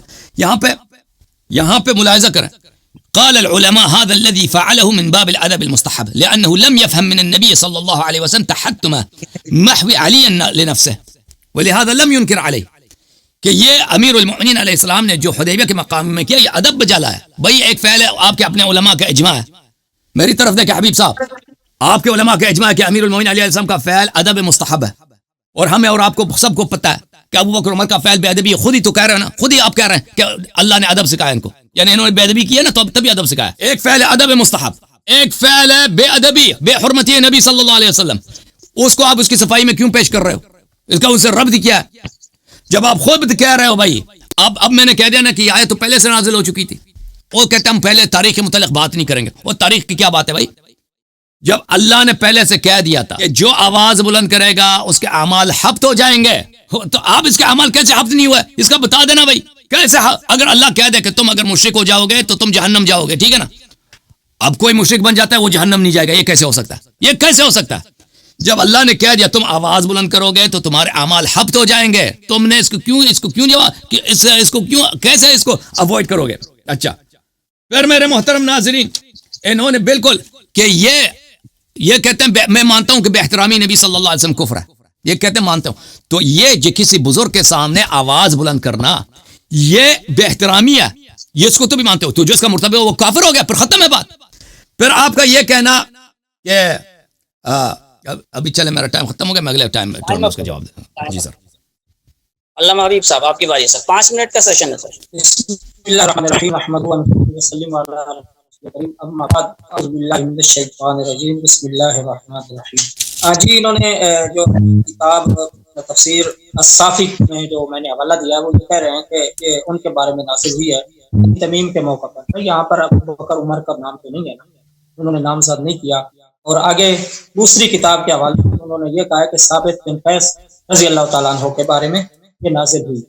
تو اگر ان کا یہ خیال ہوتا جو آپ کا ہے تو پھر واضح کہتے کہ بنی تمیم کے موقع پر. اور آگے انہوں نے پھر وضاحت بھی دی ہے، تو کہتے ہیں کہ وہ جو تمیم والے تھے جب رسول اللہ صلی اللہ علیہ وسلم کے دروازے پر آتے ان کو حجرے کے دروازے پر کھڑے ہو کر زور سے پکارتے تھے، اخرج یا محمد، اے محمد صلی اللہ علیہ وسلم. انہوں نے تو اس چیز کی وضاحت کی ہے، اس چیز کو واضح کیا ہے کہ یہ بنی تمیم کے بارے میں ہی نازل ہوئی ہے. تو یہ اصافی والے نے بھی لکھا ہے، تو خود اپنے حوالے سے نہیں لکھا، آگے تفسیر قمی کے حوالے سے لکھا ہے. اور دوسری جو روایت ہے کہ یہ حضرت ثابت بن قیس کے بارے میں نازل ہوئی ہے، تو وہ جو ہے کتاب جوامع میں حضرت عبداللہ ابن عباس رضی اللہ عنہ کی روایت حوالے سے. اور اس کے لیے ہمارے جو ادھر پاکستان میں اردو تفاسیر ہوئی ہے ان میں بھی اسی حوالے سے اور قمی کے حوالے سے اس کو رکھا گیا. یہ بات ختم ہوگی. اب آگے یہ کہتے ہیں کہ وہ جو صلح حدیبیہ والا معاملہ ہے وہ تو ادا ہو جاتے ہیں. بھائی جب پیغمبر ایک حکم دے رہے ہیں، پیارے پیغمبر ایک ارشاد فرما رہے ہیں کہ میرے یہ کام حضرت یا کوئی صحابی وہ کام جب نہیں کرتا وہ ادب تو نہ ہوا. بغیر جو آپ کا جو اصول ہے، آپ کی جو ہے پیغمبر کا جو ادب ہے وہ پیغمبر کی ماننے میں ہے. آپ یہی کہہ رہے ہیں. ہمیں سمجھ نہیں آ رہی ہے کیا کہہ رہے ہیں، ہمیں سمجھ نہیں آ رہی ہے، آپ کی آواز بہت خراب ہے. آواز سے بہت شور آ رہا ہے سر مائکرو فون سے. ابھی ٹھیک ہے. ایک بار اس سے نکال کے سر دوبارہ انسرٹ کر کے دیکھیں سر. ٹھیک ہے، بہتر ہے سر، بہتر ہے. جی تو میں یہ عرض کر رہا تھا کہ یہ جو تفسیر قمی کے حوالے سے میں نے یہ بات پیش کی ہے، تو انہوں نے واضح کیا ہے کہ رسول اللہ صلی اللہ علیہ وسلم کو حجت کے اعتبار سے آوازیں دیا کرتے تھے اور کہا کرتے تھے. تو یہی بات تفسیر قمی میں صافی والے نے نقل کی ہے اور ہمارے پاکستانی جو اردو مفسرین ہیں انہوں نے یہ نقل کی ہے. تو آگے میں نے سورۃ تحریم جب پڑھی ہے تو میں نے واضح طور پر یہ کہا ہے کہ ان کے نظریہ کے مطابق یہاں پہ یہ کیا بات کریں گے کہ جو یہ کہہ رہے ہیں کہ ہر آیت کے شان نزول ہے وہ اس پہ فٹ ہوتا ہے. تو میں نے یہ بات کی ہے، میں نے اپنا نظریہ تو نہیں کہا کہ میرا نظریہ کہ رسول اللہ نے یہ کام کر دیا، اللہ کی شریعت کو تبدیل کر دیا اللہ کے لیے. میں تو بار بار یہ کہہ رہا ہوں کہ یہ اللہ نے آداب سکھایا ہے، یہ انہوں نے غلط طور پر عوام کے جو جذبات ہیں ایک کو حاصل کرنے کے لیے کہ جی دیکھو یہ پیغمبر کے بارے میں حالانکہ میں پہلے اپنی اس بات کو بالکل واضح کر چکا ہوں. پیارے پیغمبر صلی اللہ علیہ وسلم کے بارے میں میرا نظریہ نہیں ہے، لیکن یہ رسول مرتب فرما رہے ہیں ان کے بارے میں صلح حدیبیہ کے موقع سے صلح حدیبیہ کے موقع پر جو بات ہوئی ہے وہ کسی آپ جو ہے مطلب اس سے پیش کرو شیعہ سے، تو یہ مشہور ہے. اگر کہیں گے ٹائم جو ہے وہ کم کر دیا ہے، وہ صلح حدیبیہ والا جو معاملہ ہے پیغمبر کہ یہ کرو آپ کے اصول کے مطابق. میں اپنی بات نہیں کر رہا، آپ کے اصول کے مطابق یہ دونوں طرف آپ کے نزدیک کے مطابق کیا ہوگا؟ پیارے پیغمبر صلی اللہ علیہ وسلم کی بات نہیں مانی اور پیارے پیغمبر صلی اللہ علیہ وسلم نے وہ تحریر لے اپنے ہاتھ سے الفاظ لگایا. تو اس کا جواب ہم یہ نہیں دینا کہ انہوں نے کسی شیعہ سے پیش نہیں کیا. اگر آپ کہیں گے آپ کو باقاعدہ پیش آپ بتاؤں گا. تو ان چیزوں کا پڑھی آپ نے کوئی آیت نہیں. یہاں پر جو آپ لوگوں کو سوچ رہے ہیں وہاں حکم اسی طرح جس طرح آپ منع کر رہے ہیں اس طرح آپ نے لاگو کرنا ہے، پھر ادھر آپ لاگو کیوں نہیں کر رہے ہیں؟ ٹائم ہو گیا سر. بسم اللہ الرحمن الرحیم. یہ بار بار کہہ رہے ہیں کہ اللہ نے ادب سکھایا. بالکل اللہ نے اس ادب کئی سال پہلے سکھایا تھا کہ آپ نے بلند آواز میں بات نہیں کرنی، بات کرو گے تو عمل حبط ہو جاؤ گے. اللہ نے یہ بھی بے ادبی کا اللہ نے سزا بھی بتایا تھا نا. علامہ صاحب میں نے مسلم سے دکھایا، آپ کی کتاب مسلم سے دکھایا کہ اللہ نے ادب سکھایا اور پہلے ہی بتا دیا تھا کہ جو بے ادبی کرے گا، بلند آواز سے بات کرے گا، اس کا عمل حبط ہو جائے گی. ٹھیک ہے نا. اگر اللہ نے ادب سکھایا ہے تو اس کے ساتھ بے ادبی کرنے کی سزا بھی بتا دیا، اس کو کیوں نہیں اگنور کرتے ہیں؟ جو بے ادبی کرے گا اس کے عمل حبط ہو جائیں گے، اور حبط عمل کفر کی دلیل ہے. آپ کے علام نے قرآن مجید پہ اس پہ تصریح کی ہے. اور ابو بکر عمر نے وہی بے ادبی جس سے اللہ نے پہلے منع کیا تھا اسی کو دوبارہ بچا لائے، آواز بلند کیا. ٹھیک ہے نا. یا بے ادبی رسول صلی اللہ علیہ وسلم یہ کفر ہے، آپ خود بھی مانتے ہو. تو آپ کیا نہیں مانتے کہ رسول پاک صلی اللہ علیہ وسلم کے بارگاہ اقدس میں جھگڑا کرنا، آواز بلند، یہ بے ادبی ہے، ان کی اذیت کے سبب ہے؟ اس کو آپ انکار کر رہے ہیں. آپ خود کہہ رہے ہیں کہ اللہ نے ادب سکھایا. یہ اللہ نے ادب تو پہلے سے سکھایا تھا. حدیبیہ کے مقام پہ میں نے آپ کو دکھایا کہ عروہ بن مسعود کہتے تھے کہ صحابہ آنکھ سے آنکھ ملا کے نہیں دیکھتے تھے رسول صلی اللہ علیہ وسلم کی طرف، اور وہ نیچے دیکھتے تھے اور آواز اپنی دھیمی رکھتے تھے. انہوں نے خود اہل مکہ کو بتا دیا. تو یہ تو پہلے سے صحابہ کو پتا تھا. اچھا آپ نے ادعا کیا کہ میں نے کہا کہ یہ ثابت ابن قیس کے بارے میں نازل ہوئی ہے، کسی کتاب میں نہیں ہے، یہ آپ کی غلط فہمی ہے. میں نے نہیں کہا، میں نے کہا یہ پہلے نازل ہوئی تھی. ثابت ابن قیس گھر میں جا کے بیٹھے تھے، پھر نبی صلی اللہ علیہ وسلم نے ان کو بلایا، وہ الگ بات ہے. آپ ادعا کر رہے ہیں کہ یہ بنی تمیم کے وفد میں نازل ہوا ہے. یہ ہم بھی کہتے ہیں بنی تمیم کے وفد میں نازل ہوا ہے. میں نے شیعہ حدیث آپ کو دکھا دیا، آپ کو اپنے بخاری میں بھی ہے کہ ابو بکر عمر کے متعلق نازل ہوا. اچھا امہو کے متعلق عرض یہ ہے کہ آپ نے کوئی شیعہ حدیث نہیں دکھائی کہ امہو تاکہ محو کرو اس کو. یہ آپ شیعہ حدیث سے شیعہ کتاب سے پڑھے نا پہلے، پھر میں اس کا جواب دوں گا. شیعہ کتاب سے تو آپ نے پڑھا ہی نہیں، اپنی کتابوں سے پڑھی ہے. میں نے وہ جواب بھی دیا کہ آپ کے علماء نے خود نے کہا کہ یہ ادب مستحب ہے. اب میں مزید نمونے دکھاتا ہوں کہ عمر صاحب رسول اللہ صلی اللہ علیہ وسلم پہ آواز بھی بلند کرتا تھا اور بھائی تقدم بھی لیتا تھا. یہ کتاب بخاری ملاحظہ کریں، بخاری میں یہ صفحہ نمبر 120 ہے، حدیث نمبر 559. اعتم رسول اللہ صلی اللہ علیہ وسلم بالعشاء حتى ناداه عمر الصلاة نام النساء والصبيان. رسول پاک صلی اللہ علیہ وسلم نے عشاء رات کو پڑھی ہے، عمر نے آیا پیچھے سے آواز دی ہے گھر کے باہر سے، اے نماز پڑھا دو، ہمارے بچے اور عورتیں سو گئی ہیں. تو یہ ان الذين ينادونك من وراء الحجرات اکثرهم لا يعقلون لاگو ہوگا، اور کیا لاگو ہوگا؟ تقدم بھی لاگو ہوگا کہ یہ شخص نبی صلی اللہ علیہ وسلم کو نماز سکھا رہا ہے. یہ سمجھ رہا ہے کہ نبی صلی اللہ علیہ وسلم کوئی غلط کام کر رہے ہیں. ان کو شریعت، جو نبی کو شریعت سکھانے کا سوچے نا، جو اپنے آپ کو نبی سے زیادہ اتقا بہتر سمجھے، وہ کیسے مسلمان ہو سکتا ہے؟ یہ ذرا ہمیں سمجھا دینا اپنے بارے میں. اچھا یہ کتاب مسلم میں میرے محترم ناظرین یہ حدیث ہے 668 اس میں یہ ہے وذاک حین صاح عمر بن الخطاب، عمر بن خطاب چیخ رہے تھے باہر سے کہ نماز پڑھا دو نماز پڑھا دو. چیخنا یہ ان الذین ینادونک من وراء الحجرات اکثرهم لا يعقلون صم بکم عمی فهم لا يعقلون ان شر الدواب عند اللہ الصم البکم الذین لا يعقلون. یہ تو بدترین تکفیر اللہ نے اسی لوگوں کے لیے کی جن جو لا يعقل ہیں. یہ تو اب واضح طور پہ ابو بکر عمر کے یہ ندا دے رہتے اور چیخ رہتے اور نبی صلی اللہ علیہ وسلم پہ چیخنا یہ لا عقل ہونے کی دلیل ہے، مسلم کافر ہونے کی دلیل ہے. بھائی صاحب اس میں کوئی کہاں بھاگ جاؤ گے؟ یہ کتاب بخاری چاپ دار احیاء التراث، یہاں پر حدیث نمبر 114 نبی صلی اللہ علیہ وسلم نے کہا کہ کتاب لے کے آؤ تاکہ میں وصیت لکھ دوں. عمر نے کہا انہ غلبہ والوجع عندنا کتاب اللہ حسبنا. وہ تو مغلوب ہے، اپنے درد بیماری کے مغلوب ہے، قرآن ہمارے پاس کافی ہے. فاختلفوا وکثر اللغط، پھر انہوں نے اختلاف کیا، ان لوگوں نے چیخے بہم ماری ہے، نعرے مارے. نبی صلی اللہ علیہ وسلم نے ان کو وہاں سے نکال دیا، قال قوموا عنی، یہاں سے نکل جاؤ. جن کو آخری جملے نبی صلی اللہ علیہ وسلم کے عمر کے لیے کیا تھا کہ یہاں سے بھاگ جاؤ. اور بھائی یہ کیسے مسلمان ہو سکتا ہے کہ نبی صلی اللہ علیہ وسلم پہ چیخ رہا ہے اور کہہ رہا ہے قرآن کافی ہے، آپ کی وصیت کی ضرورت نہیں ہے. یہ کتاب مسند احمد ابن حنبل چاپ مؤسسۃ الرسالہ جلد نمبر 23 ملاحظہ کریں. اور بھائی نبی صلی اللہ علیہ وسلم نے کہا کہ میرے لیے کتاب لے کے آؤ. فخالف علیہ عمر نے مخالفت کیا، مخالفت چیخ کے مخالفت کیا، بھائی چیخ کر مخالفت کیا. علم یعلم انه من يحادد الله ورسوله فان له نار جہنم خالدا فيها. جو نبی صلی اللہ علیہ وسلم کی مخالفت، اور صحیح حدیث میں جابر کہہ رہا ہے کہ عمر نے مخالفت کی پیغمبر کی. جو نبی صلی اللہ علیہ وسلم کی مخالفت کرے، سورہ توبہ آیت نمبر 63، اس کے لیے نار جہنم خالدا فيها، ہمیشہ کے لیے. عمر کو آپ نکال دینا وہاں جہنم سے، نکالنا ذرا کیسے نکالتے ہو؟ جی سر، علامہ حبیب صاحب 5 منٹ ہیں سر، آپ 5 منٹ سر. بسم اللہ الرحمن الرحیم. ابھی دیکھیں گے کہ ان کا جو یوگیانہ طرز ہے، اب ٹھیک ہے ابھی آواز ٹھیک ہے؟ جی جی بہتر ہے سر. ابھی آپ نے دیکھا کہ وہ اللہ جو صفت قرآن مقدس میں یہودیوں کی بیان کی ہے، بالکل ان کا استدلال بھی ہوئی ہے. یہودیوں کی کہاں پر لیتے ہیں اور پھر مطلب کی لے لیتے ہیں اور آدھی چھوڑ دیتے ہیں. تو پہلے میں وہ واقعہ صلح حدیبیہ والا پیش کیا تو انہوں نے کہا کہ وہ ادب تھا، حالانکہ یہ کہہ رہے ہیں کہ ادب اسی میں ہے، رسول اللہ کی بات مانی ہے، اطاعت میں ادب ہے. یہ ان کا معنی اطاعت میں ادب ہے اور اطاعت کے خلاف جو ادبی ہے. تو وہ صلح حدیبیہ والا انہوں نے کوئی واضح ابھی تک جواب نہیں دیا. ان کے اصول کے مطابق جو اصول یہاں پر انہوں نے لگایا ہے، یقیناً وہ اگر ایماندار ہوئے وہ اصول وہاں پر بھی لگائیں گے، لیکن مشکل ہے.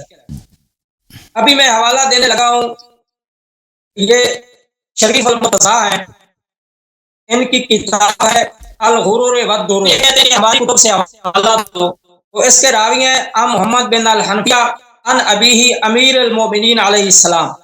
تو اصل میں وقت بھی کم ہے، اس کو میں مختصر کر دیتا ہوں. اس میں پورا واقعہ یہ ہے کہ نبی علیہ السلام نے حضرت امیر المومنین حضرت علی رضی اللہ تعالیٰ عنہ کو ایک شخص کو قتل کرنے کے لیے بھیجا. میں مختصر کر رہا ہوں، بالکل واقعہ مختصر کر رہا ہوں. قتل کرنے کے لیے بھیجا، اس کے اوپر کوئی تہمت تھی، نبی پاک صلی اللہ علیہ وسلم نے اس کو قتل کرنے کے لیے بھیجا. جب وہ ملا حضرت علی رضی اللہ تعالیٰ عنہ کو تو حضرت علی کے آگے بھاگ گیا، زنا کی تہمت سی اس کے اوپر. حضرت علی رضی اللہ تعالیٰ عنہ کے آگے بھاگ گیا. لیکن نبی علیہ السلام نے اس کو کیا حکم دیا تھا؟ نبی علیہ السلام نے اس کو حکم دیا تھا کہ اس کو قتل کرنا. اب زنا کی تہمت تھی. حضرت علی رضی اللہ تعالیٰ عنہ نے کو جب پتہ انہوں نے دیکھا کہ جو علت تھی اس حکم کی، جو علت تھی اس حکم کی، وہ علت اس میں نہیں پائی جاتی. یہ تو مرد ہے ہی نہیں، یہ زنا کیسے کر سکتا ہے؟ تو وہ واپس آیا نبی پاک صلی اللہ علیہ وسلم کے پاس. حضرت علی رضی اللہ تعالیٰ عنہ تشریف لے آئے نبی پاک صلی اللہ علیہ وسلم کے پاس اور عرض کی یا رسول اللہ صلی اللہ علیہ وسلم، جس علت کی وجہ سے آپ نے مجھے حکم دیا تھا اس کو قتل کرنے کا، میں نے اس کو قتل نہیں کیا. تو نبی پاک صلی اللہ علیہ وسلم نے فرمایا فقال الحمدللہ الذی یصرف عنا الرجس اہل البیت. یہ نبی علیہ السلام نے اس پر الحمدللہ کہا. تو یہ ہماری اہل سنت کی کتب میں بھی موجود ہے اور اہل تشیع کی کتب میں بھی موجود ہے. اب آگے آپ نے جو وہ حدیث پڑھی ہے کہ حضرت عمر رضی اللہ تعالی عنہ وہ چیخے ہیں، انہوں نے کہا ہے کہ حسبنا کتاب اللہ، حسبنا کتاب اللہ. تو اس میں یہ بخاری شریف میں حدیث جو ہے یہ آئی ہے، بخاری شریف میں تقریباً 4 سے 5 بار یہ حدیث بخاری شریف میں آئی ہے. تو اس کے الفاظ کیا ہیں انہوں نے جو پڑھی ہے، لیکن سب میں یہی الفاظ ہیں. اور جو یہ کہہ رہے ہیں کہ اختلاف کیا ہے، جھگڑا کیا ہے، تو تمام احادیث میں یہ موجود ہے کہ جو جھگڑا ہوا ہے وہ اہل بیت کے درمیان ہوا ہے. جو جھگڑا ہوا ہے وہ اہل بیت کے درمیان ہوا ہے. تو جب جھگڑا ہوا ہے تو اس وقت حضرت عمر رضی اللہ تعالیٰ عنہ نے جھگڑا کرنے والوں کو یہ کہا ہے کہ حسبنا کتاب اللہ، نہ کہ نبی علیہ الصلوۃ والسلام کو انہوں نے منع کیا. اب میرا دوسرا سوال یہ ہے کہ نبی علیہ الصلوۃ والسلام جو کچھ لکھانا چاہتے تھے، جو کچھ لکھنا چاہتے تھے، تو میرا سوال یہ ہے کہ نبی علیہ الصلوۃ والسلام کوئی فرض لکھنا چاہتے تھے، کوئی واجب لکھنا چاہتے تھے، کوئی دین کا حکم باقی رہ گیا تھا جو وہ لکھانا چاہتے تھے. اگر وہ جو حکم باقی رہ گیا تھا حضرت عمر رضی اللہ تعالی عنہ کی وجہ سے نبی پاک صلی اللہ تعالی علیہ وسلم نے نہیں لکھا، حضرت عمر کے منع کرنے پر کہ حسبنا کتاب اللہ، نبی پاک صلی اللہ علیہ وسلم نے وہ حکم نہیں لکھا. تو اصل بات یہ ہے کہ چونکہ یہ ڈائریکٹ پیارے پیغمبر پر اعتراض نہیں کر سکتے، تو یہ درمیان میں صحابہ کو لے کر آتے ہیں. تو یہ اعتراض تو پیارے پیغمبر پر بنتا ہے جب اللہ نے کہا یا ایھا الرسول بلغ ما انزل الیک من ربک فإن لم تفعل فما بلغت رسالتہ. اگر وہ حکم ضروری تھا جو پیارے پیغمبر لکھوانا چاہتے تھے. سر بہت امپورٹنٹ کوشچن اٹھایا سر کہ جو لڑائی ہوئی تھی وہ اہل بیت علیہ السلام سے ہوئی تھی. یہ امپورٹنٹ کوشچن ہے سر. آپ کی باری ہے سر، 5 منٹ. Thank you sir. محترم ناظرین، بسم اللہ الرحمن الرحیم. یہ بھی ان کی جو ہے ستم ظریفی ہے، ملاحظہ کریں. یہ بالکل اگر انسان جھوٹ بولنا شروع کر دے تو وہ کوئی بھی ادعا کر سکتا ہے. دیکھیں نبی صلی اللہ علیہ وسلم نے کہا قلم کاغذ لے کر، یہ بخاری کا نص ہے کہ میرے بعد گمراہ نہ ہو جاؤ. قال عمر ان النبی غلبہ الوجع وعندنا کتاب اللہ حسبنا. عمر کے کہنے کے بعد فاختلفوا. عمر نے فا کس کے لیے؟ ترتیب کے لیے ہوتا ہے، تفریق کے لیے ہوتا ہے. عمر کے کہنے کے بعد پھر اختلاف شروع ہو گیا. اور سب سے پہلے کس نے اختلاف کیا؟ عمر نے اختلاف کیا نا، مخالفت کیا. یہ آپ نے جو کہا یہ بخاری میں نہیں ہے. انہوں نے نبی جو ہی پیغمبر نے کہہ دیا صلی اللہ علیہ وسلم قلم کاغذ لے آؤ کہ میں وصیت لکھ دوں، تو عمر نے کہا کہ اس کی تو وہ ہے اپنے بیماری کے یہ مغلوب ہیں، ان کا عقل چلا گیا ہے، کتاب اللہ ہمارے لیے کافی ہے. اس کے بعد اختلاف ہوا، اس کی آوازیں بلند ہو گئی. اور پھر یہ مسند احمد بن حنبل، اس کا انہوں نے جواب ہی نہیں دی. یہ صحیح حدیث ہے، حدیث صحیح. فخالف علیہ عمر نے مخالفت کیا. نبی صلی اللہ علیہ وسلم کہتے ہیں قلم کاغذ لے کے آؤ کہ میرے وصیت لکھ دوں تم گمراہ نہ ہو جاؤ. یہ کہ عمر نے مخالفت کیا. اور وہ بھائی جو نبی صلی اللہ علیہ وسلم کے فرمان کی مخالفت کرتا ہے، اس کے سامنے اس کے گھر میں چیختا ہے، وہ کہتا ہے کہ اپنے درد کا یہ مغلوب ہے، اس کے درد اس پہ چا گیا ہے. تو اور قرآن مجید فرماتا ہے جو نبی صلی اللہ علیہ وسلم کی مخالفت کرتا ہے وہ نار جہنم خالدن فیہا ہے. اس کا کیوں نہیں جواب دیا؟ پھر میں نے آپ کو دکھا دیا علامہ صاحب کہ عمر نے گھر کے باہر سے پکارا ہے، چیخ مار رہے ہیں کہ نماز پڑھا دو. اور یہ جو نبی صلی اللہ علیہ وسلم کو نماز سکھاتا ہے سمجھتا ہے کہ نبی صلی اللہ علیہ وسلم کو نماز نہیں پڑھ رہا ہے اور چیختا ہے. اس پہ کیسے یہ آیا نازل صادق نہیں آتا؟ ان الذین ینادونک من وراء الحجرات اکثرهم لا یعقلون.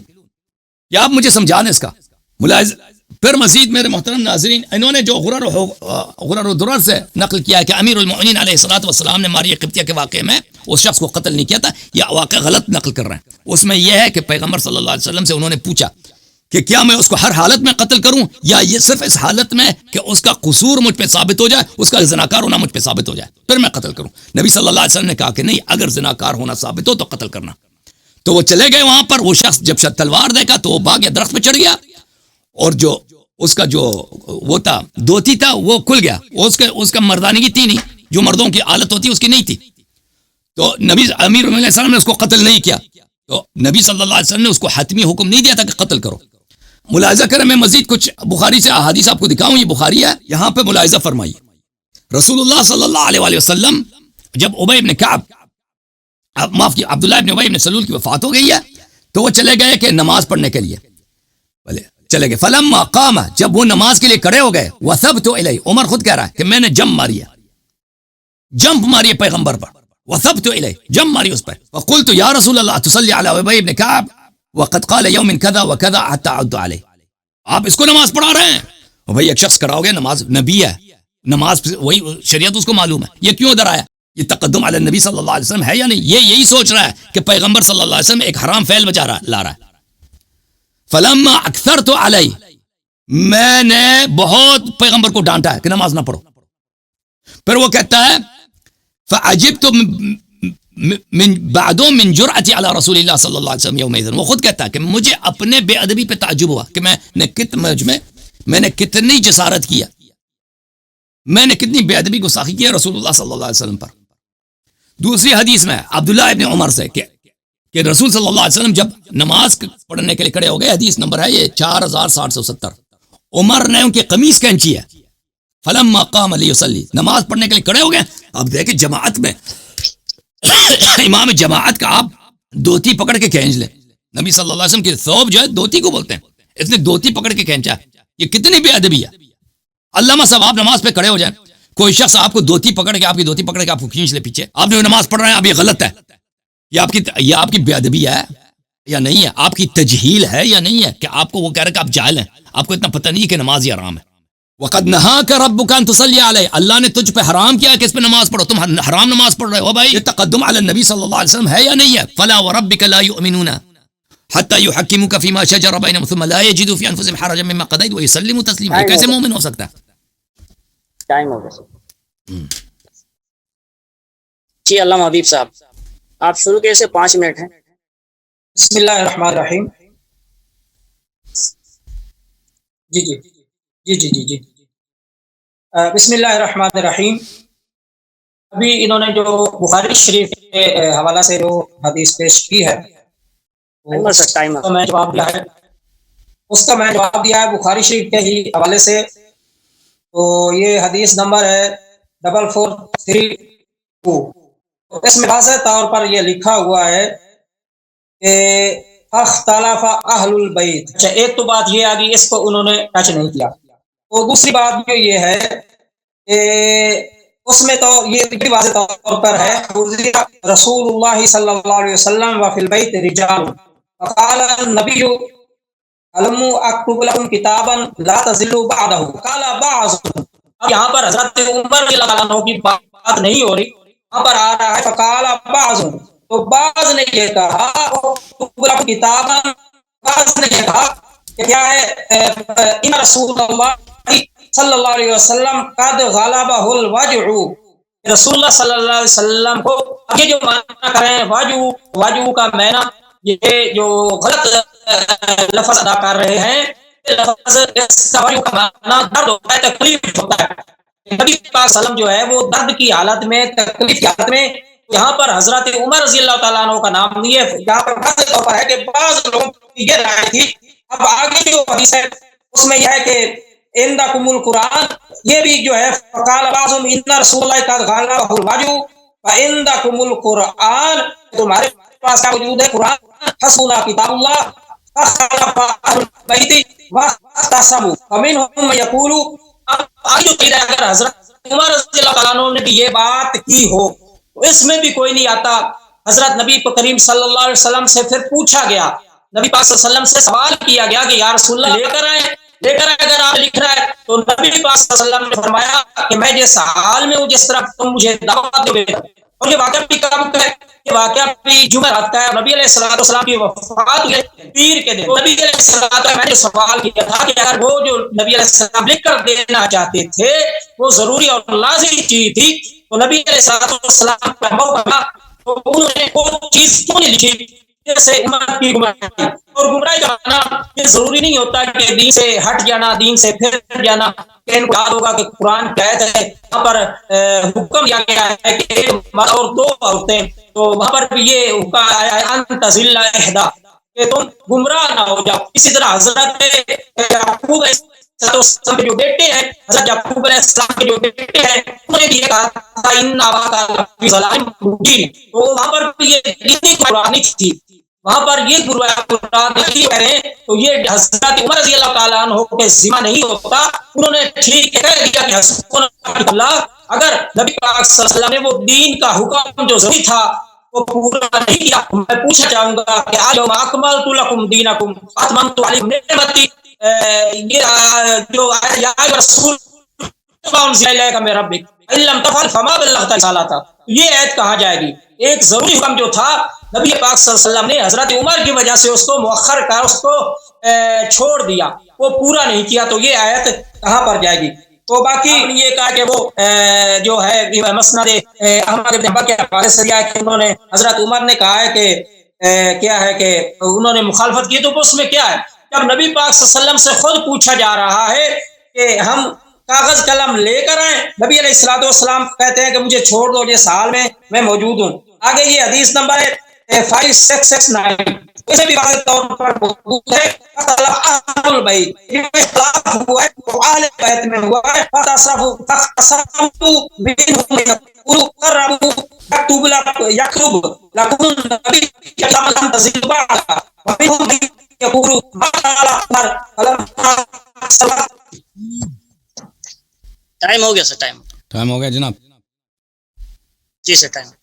बिस्मिल्लाहिर्रहमानिर्रहीम। मेरे मोहतरम नाज़रीन, ये बिल्कुल जवाब नहीं दे रहा है, ये बिल्कुल मसले से हट गए। हमने ये दिखा दिया कि इन्होंने उमर ने रसूलुल्लाह सल्लल्लाहु अलैहि वसल्लम पे बार बार तकद्दुम हासिल किया। हमने दिखा दिया कि उमर ने इख्तिलाफ किया रसूलुल्लाह सल्लल्लाहु अलैहि वसल्लम पर। जाबिर इब्न अब्दुल्लाह अंसारी की सही हदीस दिखा दी कि पैगम्बर सल्लल्लाहु अलैहि वसल्लम ने जब कलम कागज़ मंगाया, उमर ने मुखालिफत किया और कहा गलबहुल वजह, ये अपने दर्द के मगलूब हैं। और किस इंसान किस चीज़ का दर्द का मगलूब होता है, इसका मतलब ही क्या है कि यानी वही जो दूसरे हदीस में कि ये हुजर कह रहे हैं, अच्छी बात है।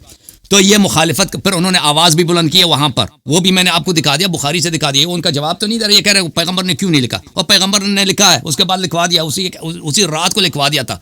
अमीरुल मोमिनीन अलैहिस्सलाम सलमान अबू ज़र मिक़दाद इनको जमा करके लिखवा दिया था। अच्छा, अब इन्होंने जो बेईमानी किया अमाली मुर्तज़ा से, गुरर दुरर फ़वाइद से जो रिवायत नकल किया, उसको मबतूर नकल किया है। मुलाहिज़ा करें कि ये कितने इन्होंने बेईमानी की। ये सफ़ा नंबर 77 है, ये उसी हदीस की उसी रिवायत को इन्होंने इसी सफ़ा मोहम्मद इब्न हनफिया अबी ही कि जब नबी सल्लल्लाहु अलैहि वसल्लम खुद फरमाया खुद हाज़ा सैफ वंतलिक़ फ़इन वजदतहु इंदहा फ़क़्तुलहु क़ुल्तु या रसूलल्लाह अकूनु फ़ी अम्रिका इज़ा अरसलतनी कस्सिकतिल मुहमाद अमदी लिमा अमरतनी अम शाहिदु यरा मा ला यरल गाइब। नबी सल्लल्लाहु अलैहि वसल्लम ने कहा बल शाहिदु यरा मा ला यरल गाइब। जब पैगम्बर सल्लल्लाहु अलैहि वसल्लम ने कहा कि तलवार लेके जाओ उस शख्स को कत्ल करो, तो अमीरुल मोमिनीन अलैहिस्सलाम ने कहा कि मैं उसको कत्ल करूं, यानी मुझे कोई यानी छुट्टी नहीं है, या ये कि मैं अपनी सलादीत के मुताबिक कि अगर वो बेगुनाह निकला तो मैं इसको कत्ल ना करूं। तो नबी सल्लल्लाहु अलैहि वसल्लम ने कहा कि नहीं, अगर तुम बेगुनाह उस निकला तो कत्ल ना करो। इस हिस्से को इसने हज़फ कर दिया। वो चले गए, देखा कि आदमी बेगुनाह है तो कत्ल नहीं किया। तो पहले से नबी सल्लल्लाहु अलैहि वसल्लम ने रुख्सत दिया था ना उस बात पे। इसी किताब से नकल किए, उसी रिवायत को इन्होंने मबतूर नकल किया, गलत नकल किया। अच्छा, अब चलते हैं मजीद कि उमर ने बार बार रसूलुल्लाह, इन्होंने जवाब ही नहीं दी कि उमर रसूलुल्लाह सल्लल्लाहु अलैहि वसल्लम को इल्ज़ाम लगा रहे हैं कि हराम नमाज पढ़ा रहे हैं। और भाई जो पैगंबर को ये इल्ज़ाम लगा दे कि हराम नमाज पढ़ा रहे हैं और सीना थान के उनकी धोती मुबारक खींच ले जमात के वक्त कि तुम हराम नमाज पढ़ा रहे हो, ये तकद्दुम अला नबी सल्लल्लाहु अलैहि वसल्लम है या नहीं है, अज़ियत नबी सल्लल्लाहु अलैहि वसल्लम है या नहीं है, ये बेहतरामी नबी सल्लल्लाहु अलैहि वसल्लम है या नहीं है। आप मुझे समझा दे, आपकी ज़मीर कहाँ है अल्लामा साहब आपकी। और उमर के लिए आप सबके सामने आप सबके सामने इन हक़ाइक़ को कैसे आप इनकार कर रहे हैं। भाई ये आपकी किताब है, बुखारी है। जब एक शख्स नबी सल्लल्लाहु अलैहि वसल्लम के इस तरफ बेहुरमती कर रहा है, वो कैसे मुसलमान हो सकता है भाई। या ये कह दो कि बेहतरामी नहीं है, तो कोई शख्स यही आपके साथ करे, आप नमाज जनाज़ा पे चले जाओ, पीछे से पकड़ ले आपको, आपकी धोती पकड़ के खींचना, ये कितनी बेअदबी है। और कह दे कि तुम ये नमाज हराम पढ़ा रहे हो और तुमको अल्लाह ने मना किया। उमर आया, शरीयत किसको सिखा रहे? नबी सल्लल्लाहु अलैहि वसल्लम को। भाई ये तकद्दुम अल्लाह और रसूल है, अज़ियत है या नहीं है। इन्नल्लज़ीना युज़ूना अल्लाह व रसूलहु लअनहुमुल्लाहु फ़िद दुनिया वल आखिरह व अ'द्द लहुम अज़ाबन मुहीना। वो नमाज के वक्त जो उसने आवाज़ बुलंद की थी कि हमारे बच्चे सो गए, आप नमाज पढ़ाएं। इन्नल्लज़ीना युनादूनका मिन वराइल हुजुरात अक्सरुहुम ला यअक़िलून। आपने क्यों में नहीं समझाया कि उमर पे लागू नहीं होता। इन्न शर्रद दवाब इंदल्लाह सुम्मुल बुक्मुल लज़ीना ला यअक़िलून। अच्छा, आपकी खिदमत में मजीद मैं अर्ज करूं मोहतरम नाज़रीन, किताब है बुखारी, सुलह हुदैबिया के वक्त इसके अफ़आल देखें कि ये नबी सल्लल्लाहु अलैहि वसल्लम से कह रहे फ़अलामा नुअतिद दनियत फ़ी दीनिना। वो जो अल्लाह ने कुरान मजीद में नबी सल्लल्लाहु अलैहि वसल्लम को फरमाया इन्ना फ़तहना लका फ़तहम मुबीना, जिसको कुरान ने कहा फ़तह मुबीन है। उमर साहब पैगंबर पे क्या एतराज़ कर रहे हैं कि आपका ये फ़ैल दीन में गठियापन है। फ़अलामा नुअतिद दनियत, दनिया किसको बोलते हैं? गठियापन को बोलते हैं ना। और दनिया गठियापन को नहीं बोलते, अल्लामा साहब पस्ती को नहीं बोलते, जिल्लत को नहीं बोलते कि यह आपका फैल दीन की जिल्लत है। नबी सल्लल्लाहु अलैहि वसल्लम ने जो कुफार से मुआहिदा किया, ये बुखारी की रिवायत है, ये बुखारी नंबर 3182 है। आप मुझे बताएं, जो नबी सल्लल्लाहु अलैहि वसल्लम के फैल को उसके सामने उसके मुंह पर कह दे कि गठियापन है, और फिर कह दे कि आप नहीं बताते थे कि हम मक्का जाएंगे, कि आप नबी नहीं है। और किस हद तक बेअदबी। और भाई जसारत रसूल सल्लल्लाहु अलैहि वसल्लम पे खुद कह रहा है कि मुझे ताजुब हुई अपनी जसारत गुस्ताखी पे नबी सल्लल्लाहु अलैहि वसल्लम। और ये भाई सफाई पे किस बात की सफाई पेश करेंगे अल्लाह टाइम हो गया जी सर, आपकी बात। مائک کھولیے سر، مائک. نحمدہ و نصلی وسلم علی رسول کریم اما بعد فاعوذ باللہ من الشیطان الرجیم بسم اللہ الرحمن الرحیم. انہوں نے جو وہ عبداللہ بن سبا، انہوں نے جو عبداللہ بن ابی کے حوالے سے وہ پیش کیا ہے کہ نبی علیہ السلام اس کا جنازہ پڑھنے کے لیے تشریف لے گئے. دھوتی پکڑنا ابھی اپنا جو ہے نا اپنے دل کی غبار نکال رہے ہیں نبی علیہ السلام اپنا منع کیا ہے، آیات بھی ترتیب دیتے ہیں، حدیث بھی ترتیب دیتے ہیں. تو اس کے بارے میں میرا سر ان کا جو مطالعہ ہے وہ بہت کم ہے. تو آیت یہ نازل ہوئی تھی اس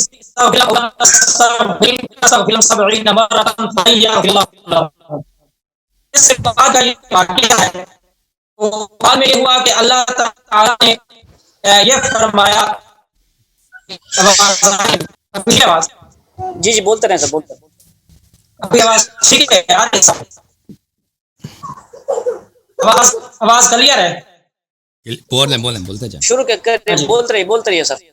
ہاں جی. تو یہ ہے کہ حضرت عمر منع کیا بھائی، صرف حضرت عمر رضی اللہ عنہ نے نہیں کیا، آپ کو قرآن پڑھتے ہوتے تو اللہ نے بھی منع کیا. اللہ نے کیسے منع کیا ہے؟ اللہ تعالیٰ نے فرمایا ہے ما کان النبی الذین آمنوا ان یستغفروا للمشرکین لو کانوا اولی قربی. یہ اللہ نے آیت نازل کی ہے. اس کے بعد اور آگے اللہ نے ایک اور آیت نازل کی ہے لا تصلی علی احد منهم مات ولا تقم علی قبرہ. اور ایک بھی نہ آپ نے نماز ان کے اوپر پڑھنی ہے اور نہ کیا کرنا ہے آپ نے ایک کی قبر اوپر کھڑے ہونا ہے. تو یہاں پر وہی بات آ گئی جو بخاری میں تھی کہ حضرت عمر رضی اللہ تعالیٰ عنہ جو کہا رسول کتاب اللہ، وہاں پر نبی علیہ السلام نے بھی وہی بات کی کہ ٹھیک ہے میرے حال پر چھوڑ دو. جب پوچھا گیا صحابہ نے پوچھے کیا ہم لے کر آئے، نبی علیہ السلام نے فرمایا مجھے حال پر چھوڑ دو. تو یہ جو حدیث کے پاس ہے یہ کتاب عمالی ہے. میرے پاس جو ہے اردو والی اس کا سفر ہمارے باتیں آپ کہیں گے تو میں آپ کو سکین چونکہ میرے پاس میں تو اس میں بھی کتاب عمالی میں بھی ہے. جواز صاحب آپ کی طرف سے شیخ صاحب آواز ٹھیک آ رہی؟ بولتے جائیں سمجھ آ رہی ہے. ہاں تو یہ جو کتاب العمالی ہے اس میں بھی سب باتیں اس میں بھی یہ ہے، اس میں بھی حضرت عمر رضی اللہ تعالیٰ کا نام نہیں ہے. یہ ہے کہ ایک بندے نے کہا ہمارے لیے جو ہے کہ اللہ کی کتاب کافی ہے.